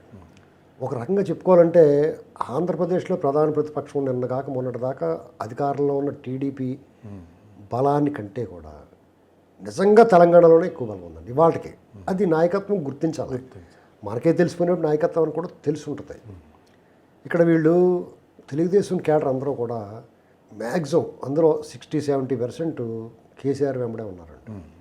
నాయకులు తర్వాత దాని ముఖ్య కారణం ఏంటంటే వీళ్ళందరూ గతంలో నాయకులు కదా. ఇందాక మనం చెప్పుకున్నట్టుగా అద్దింట్లోకి మారినట్టుగా భావిస్తున్నారు. ఇక్కడ బీజేపీ వైపు వెళ్ళరు. ఎందుకు వెళ్ళరంటే టీడీపీ బీజేపీ కలిసి ఇదివరకు పోటీ చేసిన పొత్తుల్లో ఉన్న బీజేపీని కూడా టీడీపీ వర్గాల్లో ఓన్ చేసుకుని ఉండి, ఇక్కడ మోడీ గారు వచ్చిన తర్వాత చంద్రబాబు నాయుడు గారిని వాళ్ళు ఎలాగైతే అణిచిపేతకు గురి చేశారో అది గమనించిన టీడీపీ సానుభూతిపరుడు కూడా బీజేపీ వైపు మళ్ళడం. ఇక ఇప్పుడు ఈ 2019 ఎన్నికల అనంతరం జరుగుతున్న పరిణామాల వల్ల టీఆర్ఎస్ వైపు చూసిన ఇదివరకు టీఆర్ఎస్ వైపు ఉన్న టీడీపీ సానుభూతిపరుడు, చంద్రబాబు అభిమానులు టీఆర్ఎస్ వైపు వెళ్ళే అవకాశం లేదు. వాళ్ళకి ఇంకొక ఆల్టర్నేటివ్ ఏం కనిపిస్తుంది, రేవంత్ రెడ్డి. కాంగ్రెస్ మీద పూర్తి స్థాయిలో అభిమానం లేకపోయినా రేవంత్ రెడ్డి, సీతక్క ఇలాంటి వాళ్ళు పార్టీ మారిన పార్టీ అధ్యక్షుడిని, వాళ్ళ నాయకుడిని గౌరవించే తీరు వల్ల వాళ్ళ పట్ల కొంత సానుకూలత అభిమానం ఉంది. కనబరుస్తుంది. ఇక జనరల్గా కాంగ్రెస్కి బద్ద వ్యతిరేకులు, జీవితకాలం వ్యతిరేకించిన వాళ్ళు కూడా కరడుగట్టిన కాంగ్రెస్ వ్యతిరేకులు వాళ్ళు కూడా మోడీ గారు వచ్చిన తర్వాత ఈ దేశానికి ప్రధానమంత్రిగా కాంగ్రెస్ పట్ల వాళ్ళ వైఖరి దృక్పథం మారింది. వాళ్ళకి అనుకోకుండా రాహుల్ గాంధీ మీద, సోనియా గాంధీ మీద ప్రేమ అప్పటికప్పుడు పుట్టుకొచ్చింది. కారణం ఏంటంటే ఈయన కొట్టి కొరడా దెబ్బలకి తట్టుకోలేక వీళ్ళ దుర్మార్గమైన పరిపాలన చూసిన తర్వాత వాళ్ళకి ఇక్కడ కేసీఆర్ గారు దురహంకారపూర్తి వైఖరి చూసిన తర్వాత వాళ్ళకి కాంగ్రెసే బెటర్ ఏమో అనిపించి వాళ్ళ దృక్పథం మారింది. సామాన్య ప్రజలకు కూడా, కాంగ్రెస్ వ్యతిరేకులకి, వాళ్ళు టీడీపీ అయి ఉండక్కర్లేదు, కమ్యూనిస్టులు కానీ ఎవరైనా కానీ. అయితే ఇక్కడ కాంగ్రెస్ పార్టీకి రేవంత్ రెడ్డి నాయకత్వం వహించిన తర్వాత ఒకవేళ కాంగ్రెస్ పార్టీకి మద్దతు ఇస్తే కనుక ఇక్కడ కాంగ్రెస్ పార్టీ తెలంగాణలో అధికారంలోకి వస్తే పరిస్థితి ఏంటి అనేటువంటిది తెలుగుదేశం సానుభూతి పరుల మధ్య ఒక కన్ఫ్యూజన్ ఉంది. ఎందుకంటే ఆంధ్రప్రదేశ్లో చంద్రబాబు నాయుడు గారు తిరిగి అధికారంలో రావటం అనేటువంటిది ఖాయం. హరిహర బ్రహ్మ రుద్రాద్రులు కూడా ఆయన ఆపలేరు, ఫిక్స్ అయిపోయిందండి అది. ఎందుకంటే తెలుగుదేశం పార్టీ లీడర్షిప్, నాయకత్వం, క్యాడర్ కంటే కూడా జగన్మోహన్ రెడ్డి గారే చెయ్యి పట్టుకుని గుంజుకు తీసుకొచ్చి చంద్రబాబు గారిని కూర్చోబెట్టేస్తాడు, అందులో కూర్చోబెట్టేస్తున్నాడు ఆయన, ఫిక్స్ అయిపోయింది. మరి అక్కడ చంద్రబాబు నాయుడు గారిని దూషించి, ద్వేషించి, నోటుకొచ్చినట్టు మాట్లాడి ఈ వేధించిన వాళ్ళందరూ కూడా ఆ పాములన్నీ కూడా ఇక్కడ ఈ కాంగ్రెస్ పుట్లో దాక్కుంటే వచ్చి ఇప్పుడు తెలంగాణలో ఆ పాములన్నీ మామూలుగా అయితే ఈ దేశం విడిచిపారిపోవాలండి. ఎందుకంటే చంద్రబాబు నాయుడు గారిని, ఆ పార్టీని, ఆ నాయకుల్ని, ఆ కార్యకర్తల్ని వేధించిన తీరు, ఆ హత్యలు, అవమానాలు, దుర్మార్గాలన్నీ చూసిన తర్వాత వాళ్ళు విడిచిపెట్టరు కదా. కాబట్టి ఆ పావులన్నీ ఎక్కడ దాక్కుంటే ఇప్పుడు వచ్చి ఇక్కడ కాంగ్రెస్ అధికారంలో ఉన్నా, కేసీఆర్ అధికారంలో ఉన్నా ఆ పావులన్నీ వచ్చి ఇక్కడ పుట్లో దాక్కుంటాయి, ఈ పుట్లో సెక్యూరిటీ తీసుకుంటాయి. కాబట్టి ఈ తెలుగుదేశం కార్యకర్తలకి, తెలుగుదేశం అభిమానులకి ఆంధ్ర నుంచి ప్రతి గ్రామం నుంచి తెలంగాణలో స్థిర నివాసం ఏర్పరచుకున్న ప్రజలు వాళ్ళందరికీ కూడా ఆంధ్ర ఇలా సర్వనాశనం అయిపోవడానికి కారకుల్లో, దుష్ట చతుష్టయంలో కేసీఆర్ గారు కూడా ఒకడు అనేటువంటిది వాళ్ళు కన్ఫర్మ్ అయింది. ఇప్పుడు గత ఎన్నికల ముందు కన్ఫర్మ్ పూర్తిగా సందిగ్ధంలో ఉన్నారు, ఇప్పుడు పూర్తిగా తేటతెల్లం అయిపోయింది, క్లారిటీ వచ్చేసింది వాళ్ళకి. ఎందుకంటే ఇటీవల ఈ మధ్యన వీళ్ళు చేసిన వ్యాఖ్యలు అందరూ గమనిస్తున్నారు. అంచేత వీళ్ళందరూ కర్తవ్యం ఏంటి, ఎవరి పక్కన ఉండాలి, ఎవరిని ఎంచుకోవాలి, దిశానిర్దేశం. తెలుగుదేశం పార్టీ ఆంధ్రాలో అధికారంలోకి వస్తే మాత్రమే చాలదు, తెలంగాణలో కూడా తెలుగుదేశం అనుకూల గవర్నమెంట్ రావాలి. తెలుగుదేశం అనుకూల గవర్నమెంట్ రావాలంటే తెలుగుదేశం ఇక్కడ తెలంగాణ ప్రభుత్వంలో తెలుగుదేశం పార్టీకి భాగస్వామ్యం ఉండాలి. భాగస్వామ్యం ఉండాలంటే 10 నుంచి 15 సీట్లు మినిమం కావాలి. ఆ మినిమం కావాలంటే ఆ మినిమం సీట్లు ఇవ్వడానికి తెలుగుదేశం క్యాడరు, తెలుగుదేశం సానుభూతి పరులు, తెలుగుదేశానికి గతంలో ఓట్లు వేసిన వాళ్ళు సరే అనుకుంటే కనుక అది ఖాయమైపోద్ది. ఆ వైపుగా నాయకత్వం కనుక ముందుకు వస్తే కనుక తెలంగాణలో తెలుగుదేశం పార్టీకి, తెలంగాణ ప్రభుత్వంలో ఏ పార్టీ అన్నా ఉండవండి, తెలుగుదేశం పార్టీకి భాగస్వామ్యం వస్తుంది. భవిష్యత్తులో గతంలో లాగా బీజేపీతో, జనసేనతో తెలుగుదేశం పార్టీ ఆంధ్రప్రదేశ్లో అనుసంధానం అయినట్టు ఆల్రెడీ జనసేన బీజేపీతో అనుసంధానం అయి ఉంది. కానీ తెలంగాణ నాయకత్వం జనసేన యొక్క సేవలని పెద్దగా ఉపయోగించుకున్న దాఖలాలు లేవు. అలా బీజేపీ తెలియక తెలంగాణ బీజేపీ, ఆంధ్ర నాయకత్వం ఎవరైనా, జనసేన కావచ్చు, తెలుగుదేశం కావచ్చు, వాటి బలాబలాలను అంచనా వేయడంలో తెలంగాణ భాజపా నాయకత్వం వైఫల్యం చెందిందంటారా? గత మున్సిపల్ ఎలక్షన్స్లో కనీస అవగాహన లేకుండా పవన్ కళ్యాణ్ని, ఆయన నాయకత్వ సామర్థ్యాన్ని కనీసం ఒక్క సీటు కూడా బీజేపీ ఇవ్వకుండా కార్పొరేషన్ ఎన్నికల్లో దెబ్బతిన్న విధానాన్ని చూసాం. నిజంగా పవన్ కళ్యాణ్ రంగంలోకి దిగి ప్రచారం చేసినట్లయితే ఆంధ్ర సెటిలర్స్ ప్రాబల్యం ఉన్న ప్రాంతాల్లో మరొక 10 కార్పొరేట్ సీట్లు తేలిగ్గా భాజపా కైవసం చేసుకుని మెట్రో అధికారాన్ని చేపట్టేది హైదరాబాద్లో. ఇలాంటిది భవిష్యత్తులో కూడా జరిగే అవకాశం ఉందా? ఇక్కడ భారతీయ జనతా పార్టీలో ఆనాటి నుంచి 84 నుంచి ఇప్పటి వరకు కూడా అతివాదులు, మితవాదులు ఉన్నారండి. అలాగంటే అతివాదులు ఎవరంటే వాళ్ళు బలాన్ని అతిగా ఊహించుకుంటారు. అప్పట్లో ఇంద్రసేనారెడ్డి గారు ఇలాంటి వాళ్ళు అందరూ ఉండేవారు. టీడీపీతో పొత్తుని 99లోనే వ్యతిరేకించారు వాళ్ళు. అంటే అంతకుముందు 98లో వాళ్ళకు 2-3 సీట్లు ఆంధ్రప్రదేశ్లో రాజమండ్రి, కాకినాడ, నరసాపురం ఇలాంటి చోట వచ్చింది కాబట్టి వాళ్ళ బలాన్ని ఎక్కువ ఊహించుకున్నారు. కారణం ఏంటంటారు, అప్పుడు లక్ష్మీపార్వతి గారు ఎన్టీఆర్ తెలుగుదేశం అని చెప్పేసి అప్పట్లో చంద్రబాబు మీద కొద్దిగా కోపం ఉన్న వాళ్ళందరూ కూడా వాళ్ళకి మద్దతు ఇచ్చారు. అందుకని గెలిచారు. వాళ్ళకి ఎప్పటికీ గెలవలేరు వాళ్ళు. టీడీపీ లాంటి బలమైన ప్రాంతీయ పార్టీతో పొత్తున్నప్పుడే వాళ్ళకి కొంచెం వేళ్లతో లెక్కబట్టగలిగిన సీట్లు వచ్చినాయి. వాళ్ళకి దేశం మొత్తమే 2 వచ్చినప్పుడు కనీసం అందులో సగం అంటే 1 మన దగ్గర వచ్చింది. వరంగల్లో ఈ 98లో వచ్చిన ఓటు బ్యాంకు లేకపోతే ఓట్లు సీట్లు చూసుకునే వాళ్ళు బలాన్ని అతిగా ఊహించుకున్నారు. ఇప్పుడు కూడా అదే అతిగా ఊహించుకోండి. ఇక్కడ తెలుగుదేశం పార్టీ లేకుండా చేసేసాం మేము. తెలుగుదేశం పార్టీని ఇలాగ కొంచెం ఇబ్బందికర పరిస్థితుల్లో పెట్టడంలో ప్రధాన పాత్ర బీజేపీదే. గవర్నర్ నరసింహన్ గారు, బీజేపీ, కేసీఆర్ గారు వీళ్ళందరూ కలిసి పని కుట్రండి అది. చంద్రబాబు నాయుడు గారు పెద్ద మనిషి కాబట్టి ఆ జెంటిల్మెన్ అగ్రిమెంట్ బయట పెట్టట్లేదు. దాన్ని 2018 ఎలక్షన్లో బ్రేక్ చేశాడు. వాళ్ళే బ్రేక్ చేశారు. ఇక ముందుగా తెలంగాణలో బ్రేక్ చేశారు, తర్వాత వాళ్ళు తప్పుకున్నారు అతి విశ్వాసం వల్ల. మరి ఏం సాధించారు వాళ్ళు? అంతకుముందు 5 సీట్లు వస్తే 2018కి వచ్చినప్పుడు 1 సీట్ వచ్చింది వాళ్ళకి. మిగతా చోట్ల డిపాజిట్లు కోల్పోయారు. ఇక ఆంధ్రప్రదేశ్ పరిస్థితికి వస్తే బీజేపీతో టీడీపీ వెళ్ళే ప్రసక్తే ఉండదండి. జనసేనతోటి వెళ్ళాలని కొంతమందికి ఉంది, వెళ్ళకూడదని మెజార్టీ నాయకులకు కానీ కేడర్ కానీ ఉంది. కేడర్ అయితే 90% టీడీపీ కేడర్కి జనసేనతో వెళ్ళకూడదు అనుకుంటున్నారు. జనసేనలో సగం మంది టీడీపీతో వెళ్ళాలి, బీజేపీ వద్దురా బాబు మనకి అనుకుంటున్నారు. జనసేనలో సగం మంది నాయకులు అంటే బొలిశెట్టి సత్య, ఈ ఇంకొక ఆయన ఎవరో శాంతి ప్రసాద్, ఇలాంటి వాళ్ళు కొంతమంది ఉన్నారు. వాళ్ళకైతే టీడీపీ మీద ఒకవేళ ఎక్కడ కలిసిపోతారో అని ఇప్పటి నుంచి విషయం చెప్పేస్తున్నారు. వీళ్ళు ఎవరో పొరపాటుని కలిసిపోతారేమో అని. వాళ్ళందరూ కూడా వైసీపీకి తరఫున వీళ్ళ పార్టీలో ఈ పార్టీలో ఉంటారు, వైసీపీకి పనిచేస్తూ ఉంటారు. ఈ నిజంగా టీడీపీతో వెళ్ళాలనుకున్న వాళ్ళు ఎవరంటే పవన్ కళ్యాణ్ అభిమానులు, పవన్ కళ్యాణ్ మీద ప్రేమ ఉన్నవాళ్ళు, అతను చట్టసభల్లో చూడాలనుకున్న వాళ్ళు. గ్రౌండ్ లెవెల్లో అధికార యంత్రాంగం, అధికార పార్టీ యొక్క దౌర్జన్యాలకు బలవుతున్న కార్యకర్తలు వాళ్ళందరికీ ఏంటంటే వాళ్ళకి వాస్తవం తెలుసు.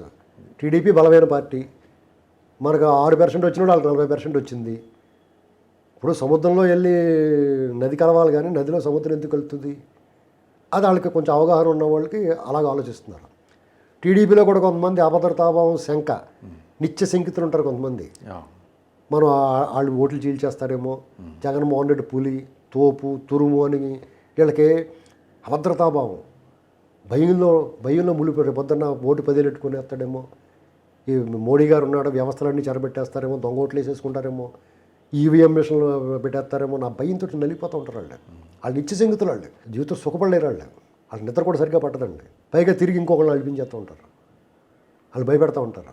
తెలుగుదేశంలో ద్వితీయ శ్రేణి నాయకత్వంలో కార్యశూన్యత అంటే యుద్ధం చేయాల్సిన టైంలో హితవాక్యాలు పలకటం, ఇంట్లో కూర్చోవటం, మేకప్లు వేసుకుని ప్రెస్ మీట్కి వచ్చి పోలీసులు చేస్తున్నారని చెప్పి, అరెస్ట్ చేస్తున్నారని చెప్పి, హౌస్ అరెస్టులు అని చెప్పి ఫోటోలు దిగి పేపర్ స్టేట్మెంట్లు ఇచ్చి వాట్సాప్ మెసేజ్లు పెట్టి కార్యక్రమాన్ని ముగించే నాయకులు ఎక్కువైపోయారని చెప్పి అపప్రదం ఉంది. కొంతమంది నాయకులు ప్రాణాలని పణం చేసి పోరాడుతూ ఉన్నారు. గౌతు శిరీష కానివ్వండి, అచ్చెన్న కానివ్వండి, కోన రవికుమార్ కానివ్వండి, వీళ్ళంతా ప్రాణాలకి చింతమనేని ప్రభాకర్, ఉన్నారండి. ఇప్పుడు కొల్లు రవీంద్ర, దేవినేని ఉమ, ఇట్లా చాలామంది నాయకులు ఉన్నారు. కానీ మెజారిటీ నాయకులు 175 కాన్స్టిట్యున్సీస్లో ఇలా లెక్క పెట్టుకుంటే ఒక 20-30 మంది నాయకులు తప్పితే కార్యకర్తలను ఉత్తేజపరిచి పార్టీ కార్యక్రమాలను ప్రజల్లోకి తీసుకెళ్లే నాయకత్వ లక్షణాలు కొరవడిని అని ఈ మధ్య అపవాదు బాగా ఉంది. దీని మీద మీ విశ్లేషణ? ఇది ఖచ్చితంగా అపవాదేనండి. ఎందుకంటే మీరు ఒకటి గమనించండి, టీడీపీ నాయకులు ద్వితీయ శ్రేణి కానీ ప్రథమ శ్రేణిలో ఉన్న నాయకులు కానీ వీధుల్లోకి వచ్చి పోరాటం చేయట్లేదు, కార్యకర్తలను అనుసంధానం చేయట్లేదు అనేటువంటిది ఖచ్చితంగా వార్తల్లో ఉంది. వాళ్ళ మీద విమర్శ ఉంది. ఏం చేస్తారండి వాళ్ళు? ఇప్పుడు కోవిడ్ మీకు అవన్నీ అలా కాదండి. కేంద్ర మంత్రి పదవి, యూనియన్ మినిస్టర్ అంటే ఆషామాషి అండి. సుజనా చౌదరి గారికి ఎలా వచ్చింది అధికారం? పోగానే ఎక్కడున్నాడు ఆయన? సీఎం రమేష్ గారు ఆయన జీవితకాలం టీడీపీలో రాకముందు సంపాదించిన దాని మీద 100 రెట్లు టీడీపీలోకి వచ్చిందా సంపాదించుకున్నాడు. ఆయన పేరు పొందాడు. సీఎం రమేష్ అంటే ఎవరో తెలిసింది అందరికీ టీడీపీ వల్ల. సుజనా చౌదరి కూడా అంతే. వాళ్ళందరూ కూడా పార్టీ మారిపోయి వెళ్ళిపోయారు కదా. కానీ ఇక్కడ అలాగా తోడేళ్ళు వ్యూహం అమలు చేసి ఇక్కడ జగన్మోహన్ రెడ్డి గారు ఒక పక్క నుంచి వ్యవస్థలు ఒక పక్క నుంచి తరుముకుంటూ వస్తుంటే ఎక్కడో చోట వాళ్ళు బీజేపీ అండ తీసుకోవాలి. వాళ్ళు ఇంట్రెస్ట్ పాలసీ కింద అక్కడ అంటారా? మంత్రి పదవి పొందిన జమ్మలమడిగా అయిన ఆదినారాయణ రెడ్డి గారు ఇలా చాలా వేళ్ల మీద లెక్క పెట్టగలిగిన వాళ్ళు మాత్రం బీజేపీ అండ తీసుకున్నారు. వాళ్ళ లైఫ్ థ్రెట్ ఉంది కాబట్టి. మిగతా 99% నాయకులు ఎవరో కూడా పార్టీని వదిలిపెట్టి వెళ్ళలేదు కదండి. వెళ్ళకుండా బీజేపీ అండ తీసుకోవచ్చు కదా. వాళ్ళు ఎందుకు తీసుకోలేదు అంటే పార్టీ పట్ల కమిట్మెంట్ ఉన్నట్టే. ఫస్ట్ మీ నిజాయితీ నిబద్ధత చూపించుకోవాలి పార్టీకి. మీ వీధిలో పోరాడటం అనేటువంటిది వేరే కదా. వీధిలో ఎలా పోరాడతారు ఇప్పుడున్న పరిస్థితుల్లో?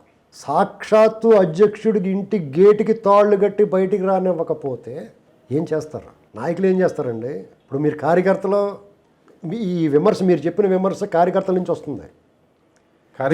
దీన్ని అసలుగా తీసుకుని బురద జల్లే ఛానల్స్ టీడీపీ పని అయిపోయింది, వీళ్ళు కార్యశూన్యులు అయిపోయారు, వీళ్ళకి సత్తాబు లేదు అని చెప్పేసి వాళ్ళు దుష్ప్రచారం చేయడం. ఈ కార్యకర్తలు గమనించాల్సింది ఏంటంటే నాయకుడే రావాలని మెంతి రాలేదు. చంద్రబాబు నాయుడు ఇంటి గేటు తాళ్ళు కట్టినప్పుడు నువ్వు రోడ్డు మీద రావట్లేదు.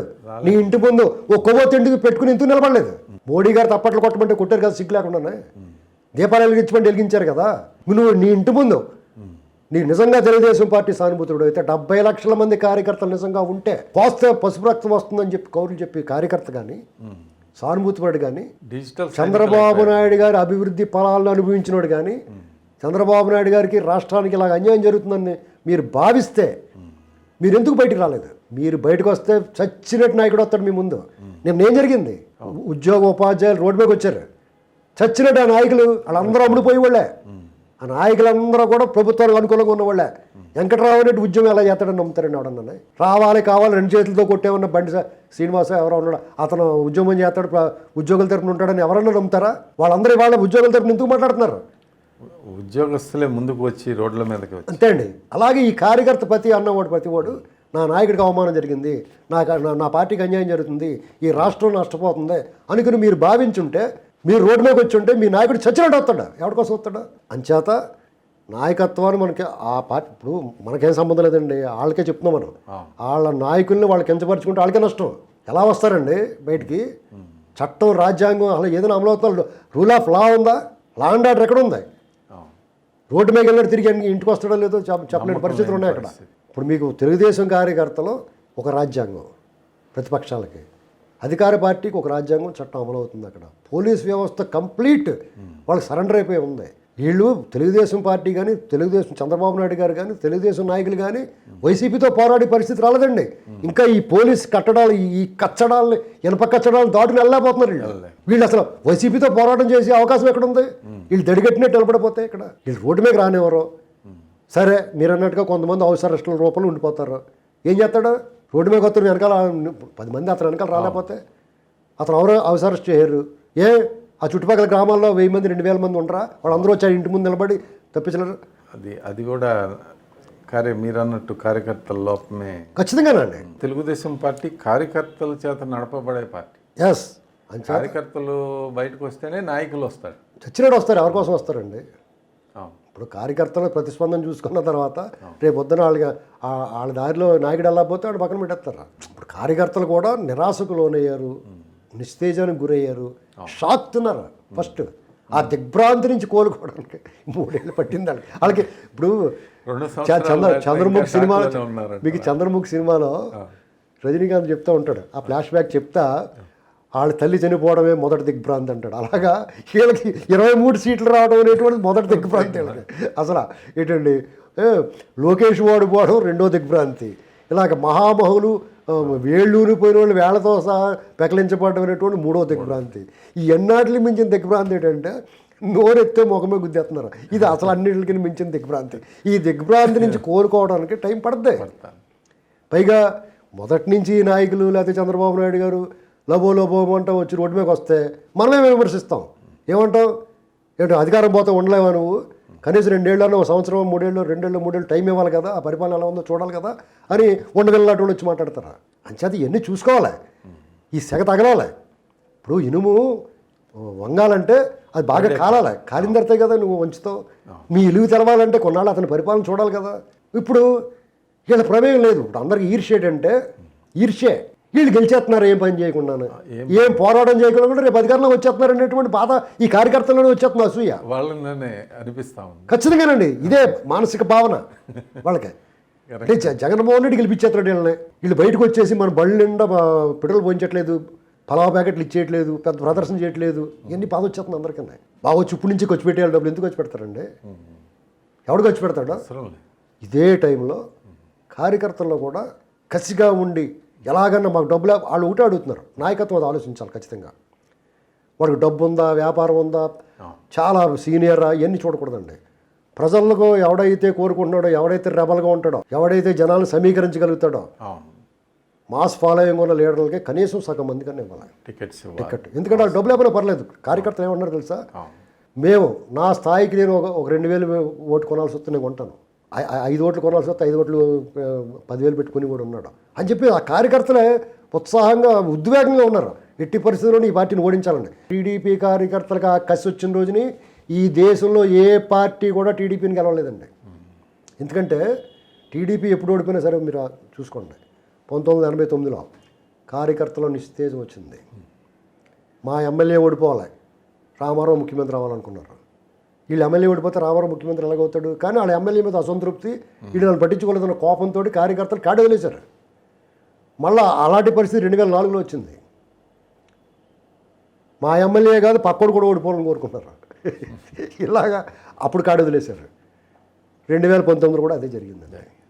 ఎవరికాడికి నాకు గుర్తింపు లేదంటే నాకు గుర్తింపు లేదు, నన్ను పట్టించుకోలేదంటే నన్ను పట్టించుకోలేదు. ఇలాగా కార్యకర్తలు కాడి వదిలేసినప్పుడు టీడీపీ ఓడిపోయింది. కార్యకర్తలకు కసి వచ్చినప్పుడు అక్కడ పుల్ల పెడితే పుల్ల ఎక్కుతుందండి, ఎవరు నిలబడితే వాళ్ళు ఎక్కుతారు అక్కడ. మంచేత టీడీపీ రేపు అధికారంలో రావడం అనేటువంటి దాన్ని ఎవడు ఆపలేడు.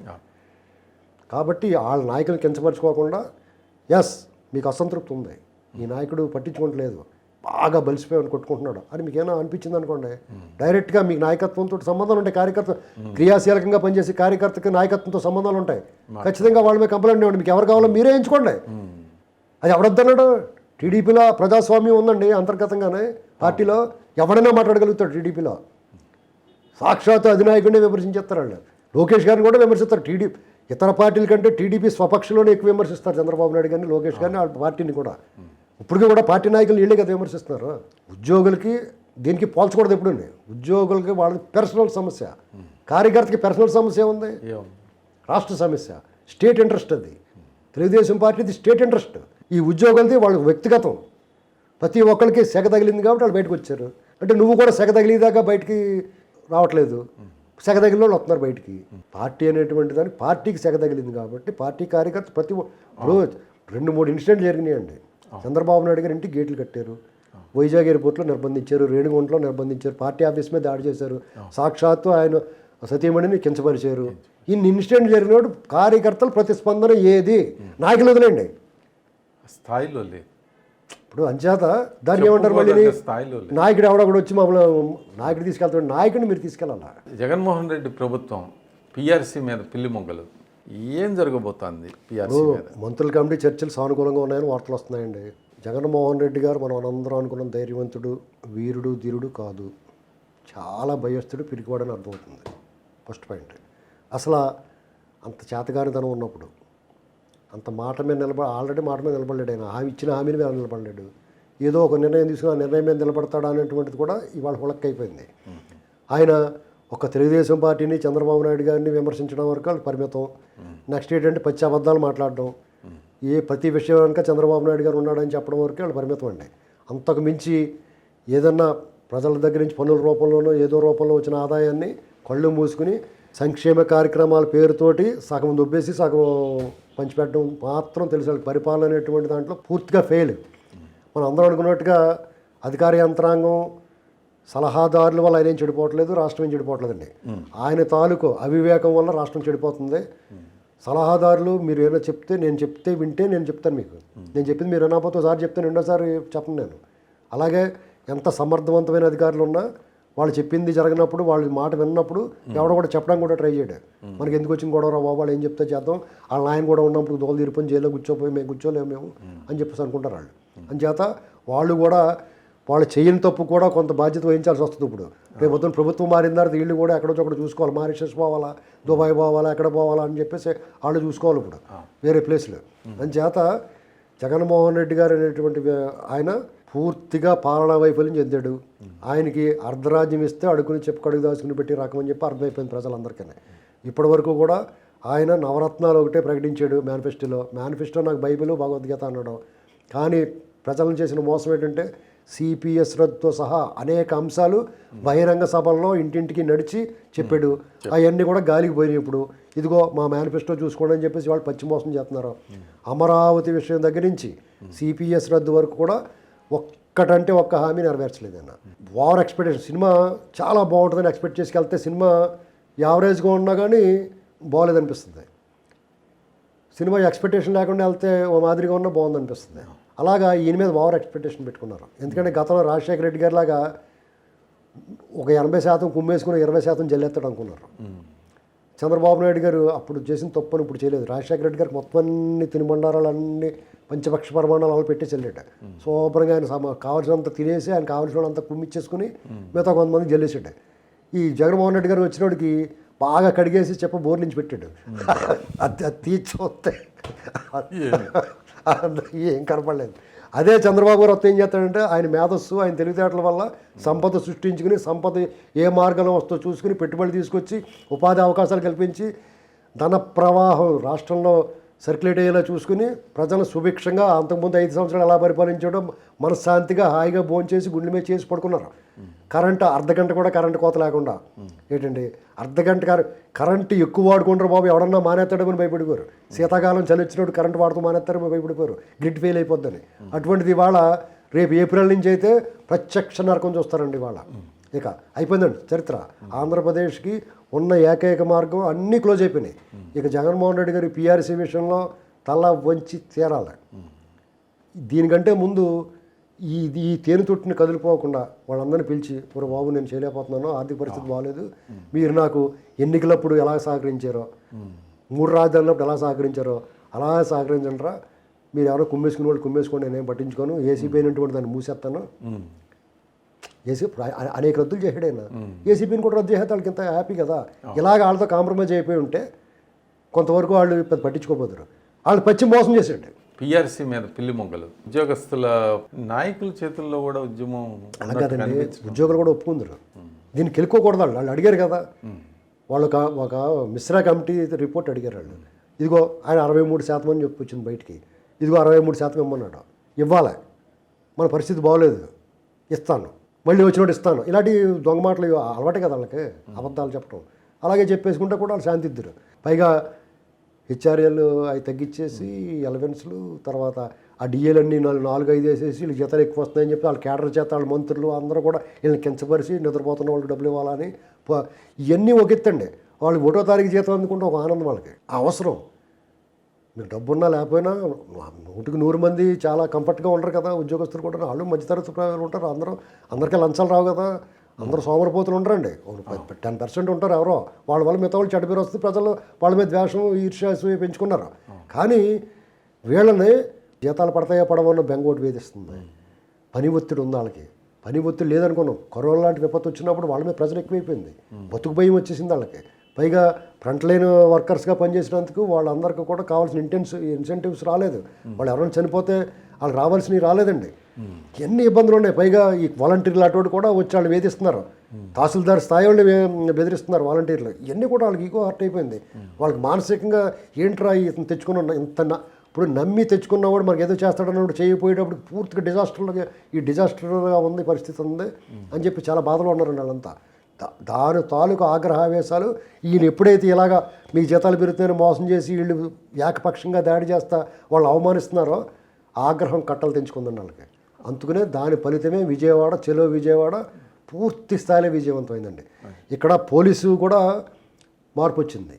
పోలీసులో మార్పు గమనించిన తర్వాత జగన్మోహన్ రెడ్డి అండ్ కో గజ్జ వణుకుతున్నారండి. అంచేత రేపటి నుంచి ఉద్యమకారులు 10 మందికే సంబంధించిన ఇష్యూ ఏదైనా సరే సాధించుకోగలుగుతారు. ఎందుకంటే వాళ్ళు రోడ్డు మీదకి వచ్చేస్తారు. వాళ్ళు ఏమీ చేయలేడండి. ఈయన ఏమీ చేయలేడు. ఈయన వల్ల ఏమీ కాదు. ఒక రకంగా చెప్పాలంటే మనం అనొచ్చు అనకూడదు కానీ ఇతను చేతకానుడు అనేటువంటిది అర్థమైపోయింది.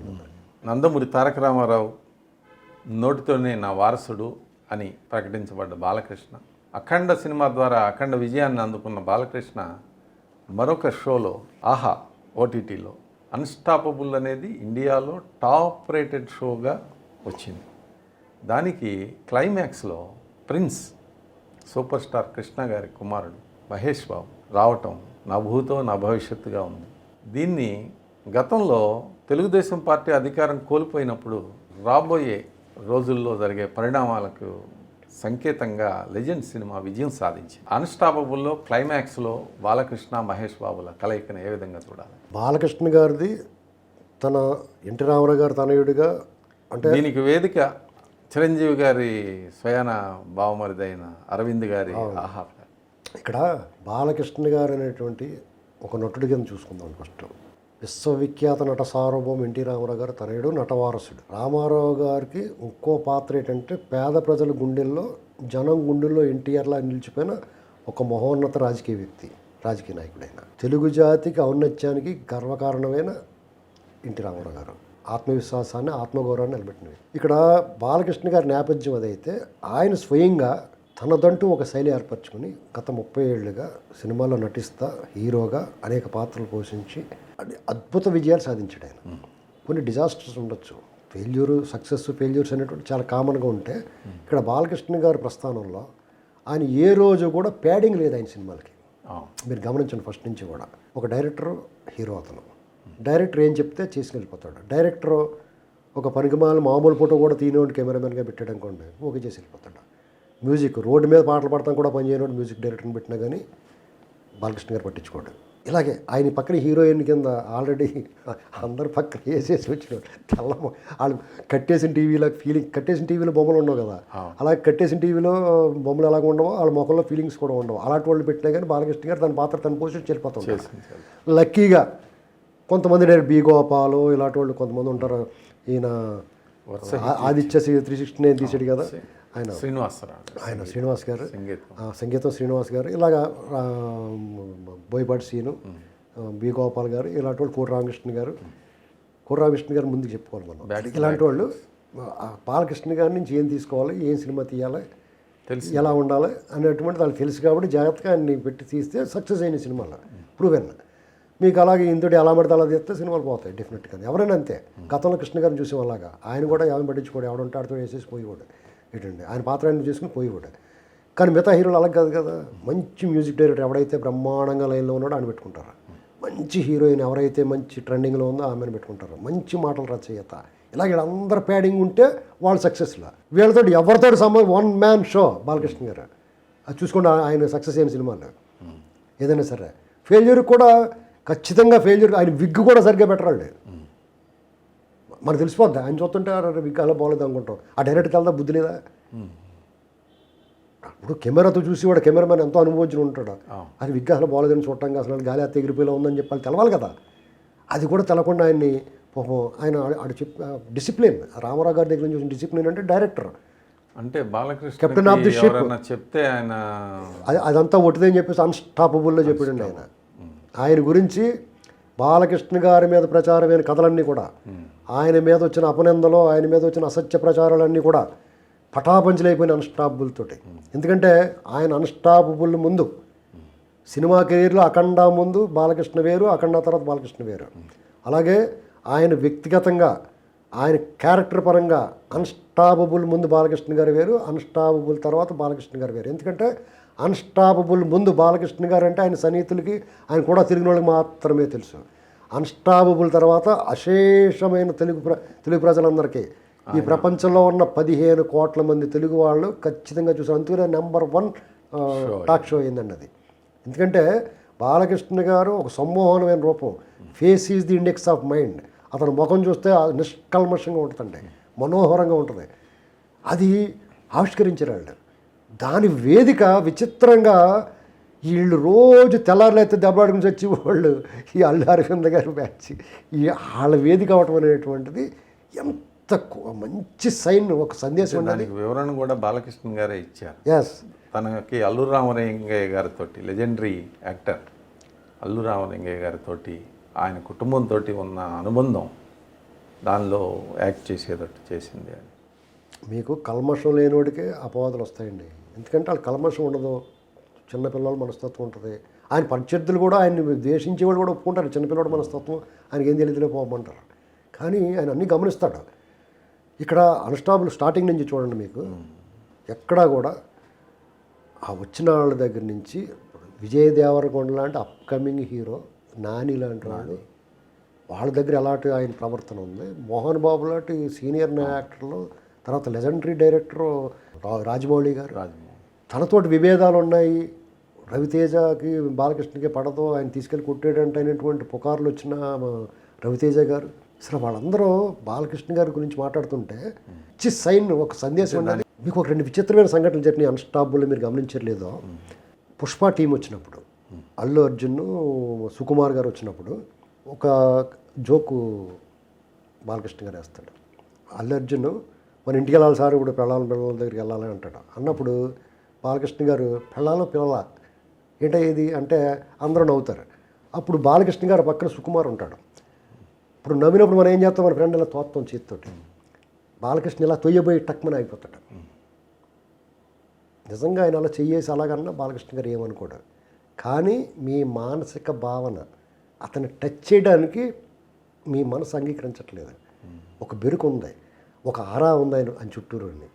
అలాగే మనం ఆయన దగ్గర అంత చనువు తీసుకోకూడదేమో అనేటువంటి మీ మానసిక భావననే బాలకృష్ణ మీద ఈ ప్రజలందరూ కూడా ఆయన మీద ఆ టైప్ ప్రచారం తీసుకొచ్చారు. మీరు ఒక పసివాడు లాస్ట్ ఎపిసోడ్లో ఆయన బొమ్మలు తీసుకొస్తుంటే ఆ బొమ్మలు చూపిస్తుంటే వెనకాల ఈపు మీద తట్టాడు. బాలకృష్ణ అదేట్రా బాబు నీకు బొమ్మలు ఇచ్చేయమంటావా, నన్ను అప్పుడే లేట్ అయిపోతున్నా అంటున్నావు అని చెప్పి సరదాగా తీసుకున్నాడు. అందరూ నవ్వుకున్నారు. అంటే పసివాడికి తెలియదు కదా బాలకృష్ణ ఇలాగంటే ఏమన్నా అంటాడేమో, లేకపోతే ఇతని గురించి ఉన్న ప్రచారాలు అతనికి తెలియదు కదా, పసివాడు కదా. అలాగ మనం చూసినప్పుడు బాలకృష్ణ తాలూకు వ్యక్తిత్వం, ఆ గొప్పతనం మనకు తెలుస్తుందండి. కానీ బాలకృష్ణతో ఎవరు యాక్ట్ చేసినా వాళ్ళందరూ కూడా ఆయన గురించి మంచిగానే చెప్పారు. డౌన్ టు ఎర్త్ పర్సన్ అంటే జయప్రకాష్ రెడ్డి గారు ఏం చెప్పాడు, డౌన్ టు ఎర్త్ పర్సన్, లేచి నిలబడి మాట్లాడతాడు ఆయన. ఎంతసేపు వాళ్ళ నాన్నగారి గురించి వాళ్ళ నాన్నగారు చాలా గొప్పవాడు, లెజెండరీ యాక్టర్, ఆయన గురించి మాట్లాడుకుంటారు, తప్పే ఉంది. బాలకృష్ణ గారికి ఉన్న జ్ఞాన సంపద, ఆధ్యాత్మిక భావన, అది ఈ మధ్యకాలంలో అందరూ ఆకట్టుకుంటుంది. ఎందుకంటే ఆయన కొన్ని విషయాల్లో మొహమాట పడ్డాం, బిడియం పడ్డాం. స్టేజ్ మీద మాట్లాడడం దానికి వచ్చిన శ్లోకాలు నేను కూడా కొన్నిసార్లు కామెడీగా తీసుకున్నాను. చంద్రబాబు నాయుడు గారు బాలకృష్ణ గారు ఒక స్టేజ్ మీద ఉన్నప్పుడు బాలకృష్ణ గారు శ్లోకాలు చెప్పేస్తుంటే చంద్రబాబు నాయుడు గారు ఎప్పుడు ముగించుకెళ్ళిపోదాం అనుకుంటాడు కదా, ఇదేట్రా బాబు గొడవ ఇలా ఇబ్బంది పెట్టేస్తుండేనండి, ముళ్ళ మీద కూర్చున్నాడు చంద్రబాబు నాయుడు గారు. నేను నవ్వుకున్నాను చూసి. కానీ అది ఆయన తాలూకు బోళాతనాన్ని, ఆయన ఏదో ఒకటి చెప్పాలా, మనసులో అనుకున్నది అందం, చేయాలనుకుంది చేద్దామని అంటాడు కూడా అన్స్టాపుల్. అలాగా ఆయనకి వ్యక్తిత్వాన్ని ఆవిష్కరించిందండి అన్స్టాపుల్. ఇక మహేష్ బాబు గారితో ఎపిసోడ్ అయితే పీక్స్. అందం చూడ వయ్యానో పాట ఉంటుంది మనకి. ఇలాగా మీకు ఇంకో పాట కూడా ఏదో ఉంటుంది, ఆహా అందము చిందిని అన్న పాట ఒకటి ఉంటుంది. అలాగా ఆ 2 గుర్తుకొచ్చింది నాకు వాళ్ళిద్దరిని చూస్తే. బాలకృష్ణ ఓ పక్కనే, మహేష్ బాబు ఓ పక్కనే. 6 అడుగుల ఆజానుబాహుడు, అరవింద దళాయతాక్షుడు అన్నట్టుగా మహేష్ బాబు దిగేసేట్టు ఎంత వినయంగా ఉన్నాడండి. సూపర్ స్టార్ అయినా సరే, ఒక సూపర్ స్టార్ కొడుకు, ఇవాళ ఒక సూపర్ స్టార్.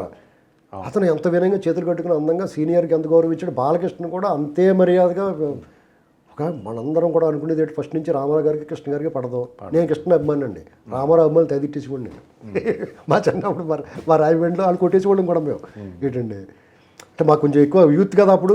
రామారావు గారు ఫ్యాన్స్ అందరూ కూడా 40 ఏళ్ళు పైన వాళ్ళు ఉంటారు.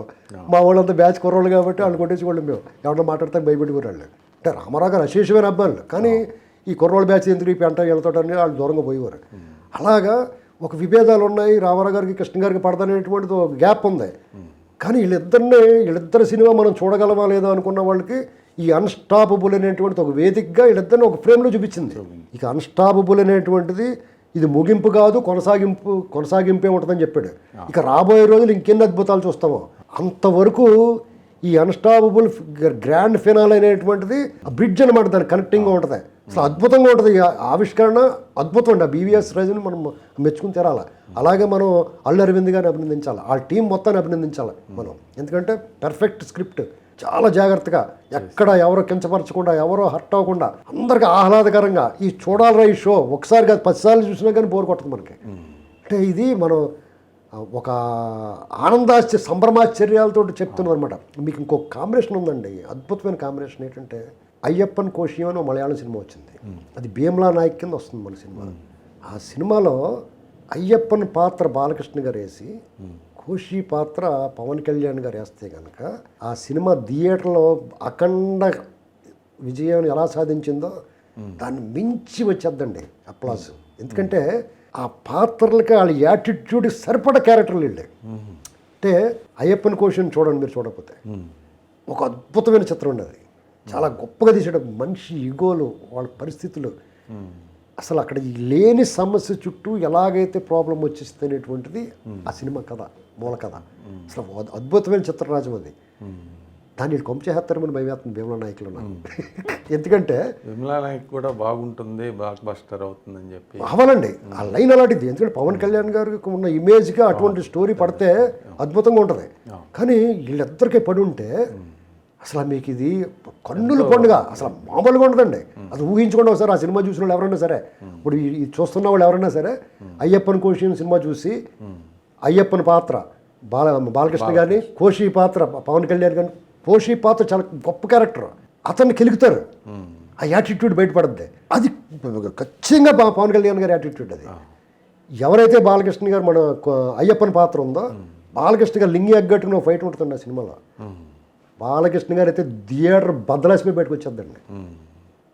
బాలకృష్ణ గారు వెళ్తా మేడ కారు మేంచి ఎక్కి ఆ కారిడార్లో అంచులు పట్టుకుని ఆ పెట్టగోడ పట్టుకుని ఎక్కి లోపలికి ఎక్కి ఫైట్ ఉంటుంది. బాలకృష్ణ గారిని ఊహించుకోమనండి. అందులో పవన్ కళ్యాణ్ గారు కూడా ట్రైలర్లో చూసే బాగుంది. కానీ ఆ పాత్రలో వాళ్ళిద్దరూ తలపడిన సీన్లు 4-5 సీన్లు ఉన్నాయి. బాలకృష్ణ గారు పవన్ కళ్యాణ్ గారు అయితే కనుక ఒక అద్భుతమైన చిత్రరాజం వచ్చిందండి.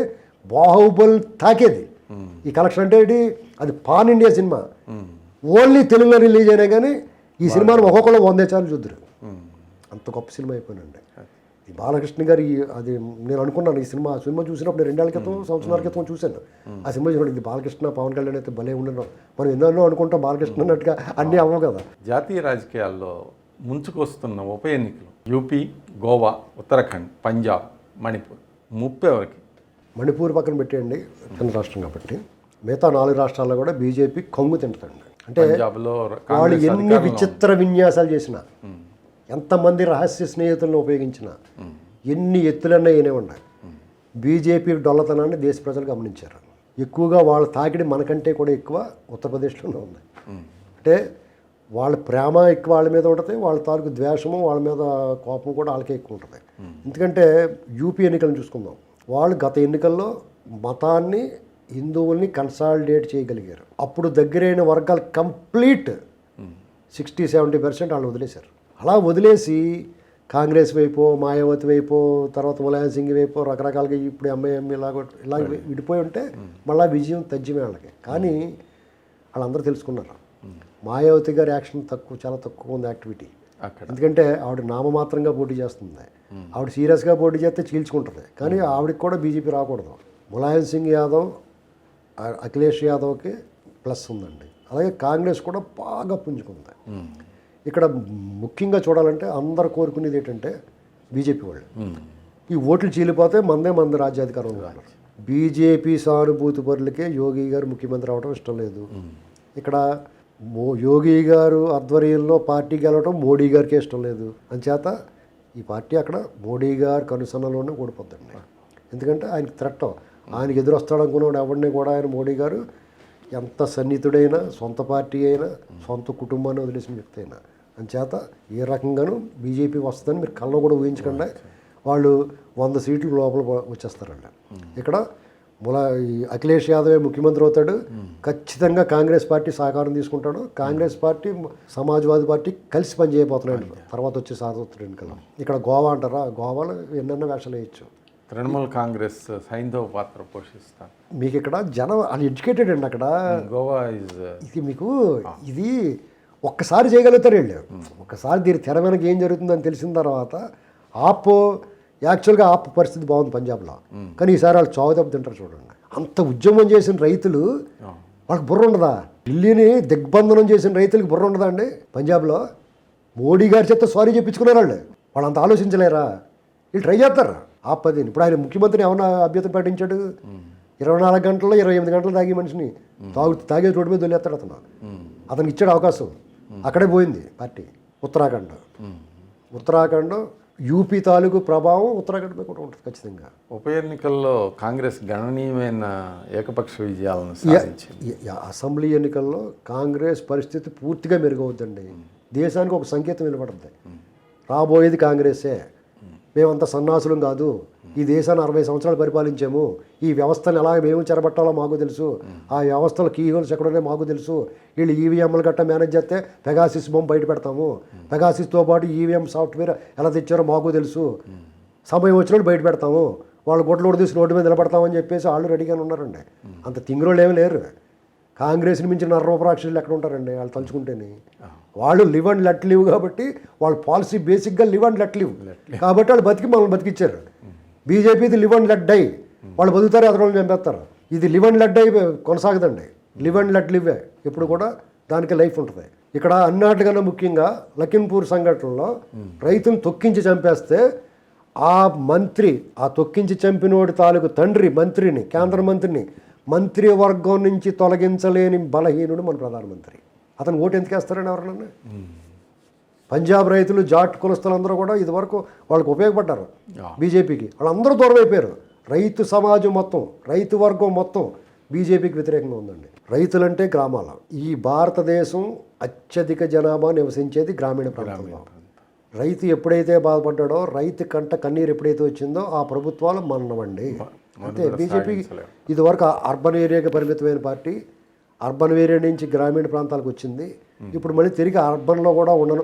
అర్బన్లో అందరూ చదువుకున్న వాళ్ళు, బాబు ఈ బీజేపీ వద్దురా బాబు అనుకుని ఆల్రెడీ డిసైడెడ్ వాళ్ళు. అంటే వాళ్ళు అర్బన్లోనూ ఉండరు, గ్రామీణంలోనూ ఉండరు. ఇదండి పరిస్థితి. వాళ్ళకి శరవేగంగా 1984 నాడు ఎన్టీ రామారావు గారి దయతో ఒక సీటు గెలుచుకున్న రోజుల నాటికి శరవేగంగా ప్రయాణం చేస్తున్నారు. అంటే వాళ్ళు 2 సీట్ల నుంచి 303 సీట్లకు వచ్చారు కదా, అంతే వేగంగా మళ్ళీ 2 సీట్ల కోసం వాళ్ళు తహతహలాడుతున్నారు. నమస్తే శ్రీనివాస్ గారు, మరో కార్యక్రమంలో మళ్ళీ కలుసుకుందాం. మరిన్ని అప్డేట్స్ కోసం మా కాయ్ టీవీని సబ్స్క్రైబ్ చేసుకోండి. మా వీడియో కనుక మీకు నచ్చినట్లయితే లైక్ చేయండి, షేర్ చేయండి. మీ విలువైన అభిప్రాయాలను కామెంట్ బాక్స్లో తెలియజేయండి.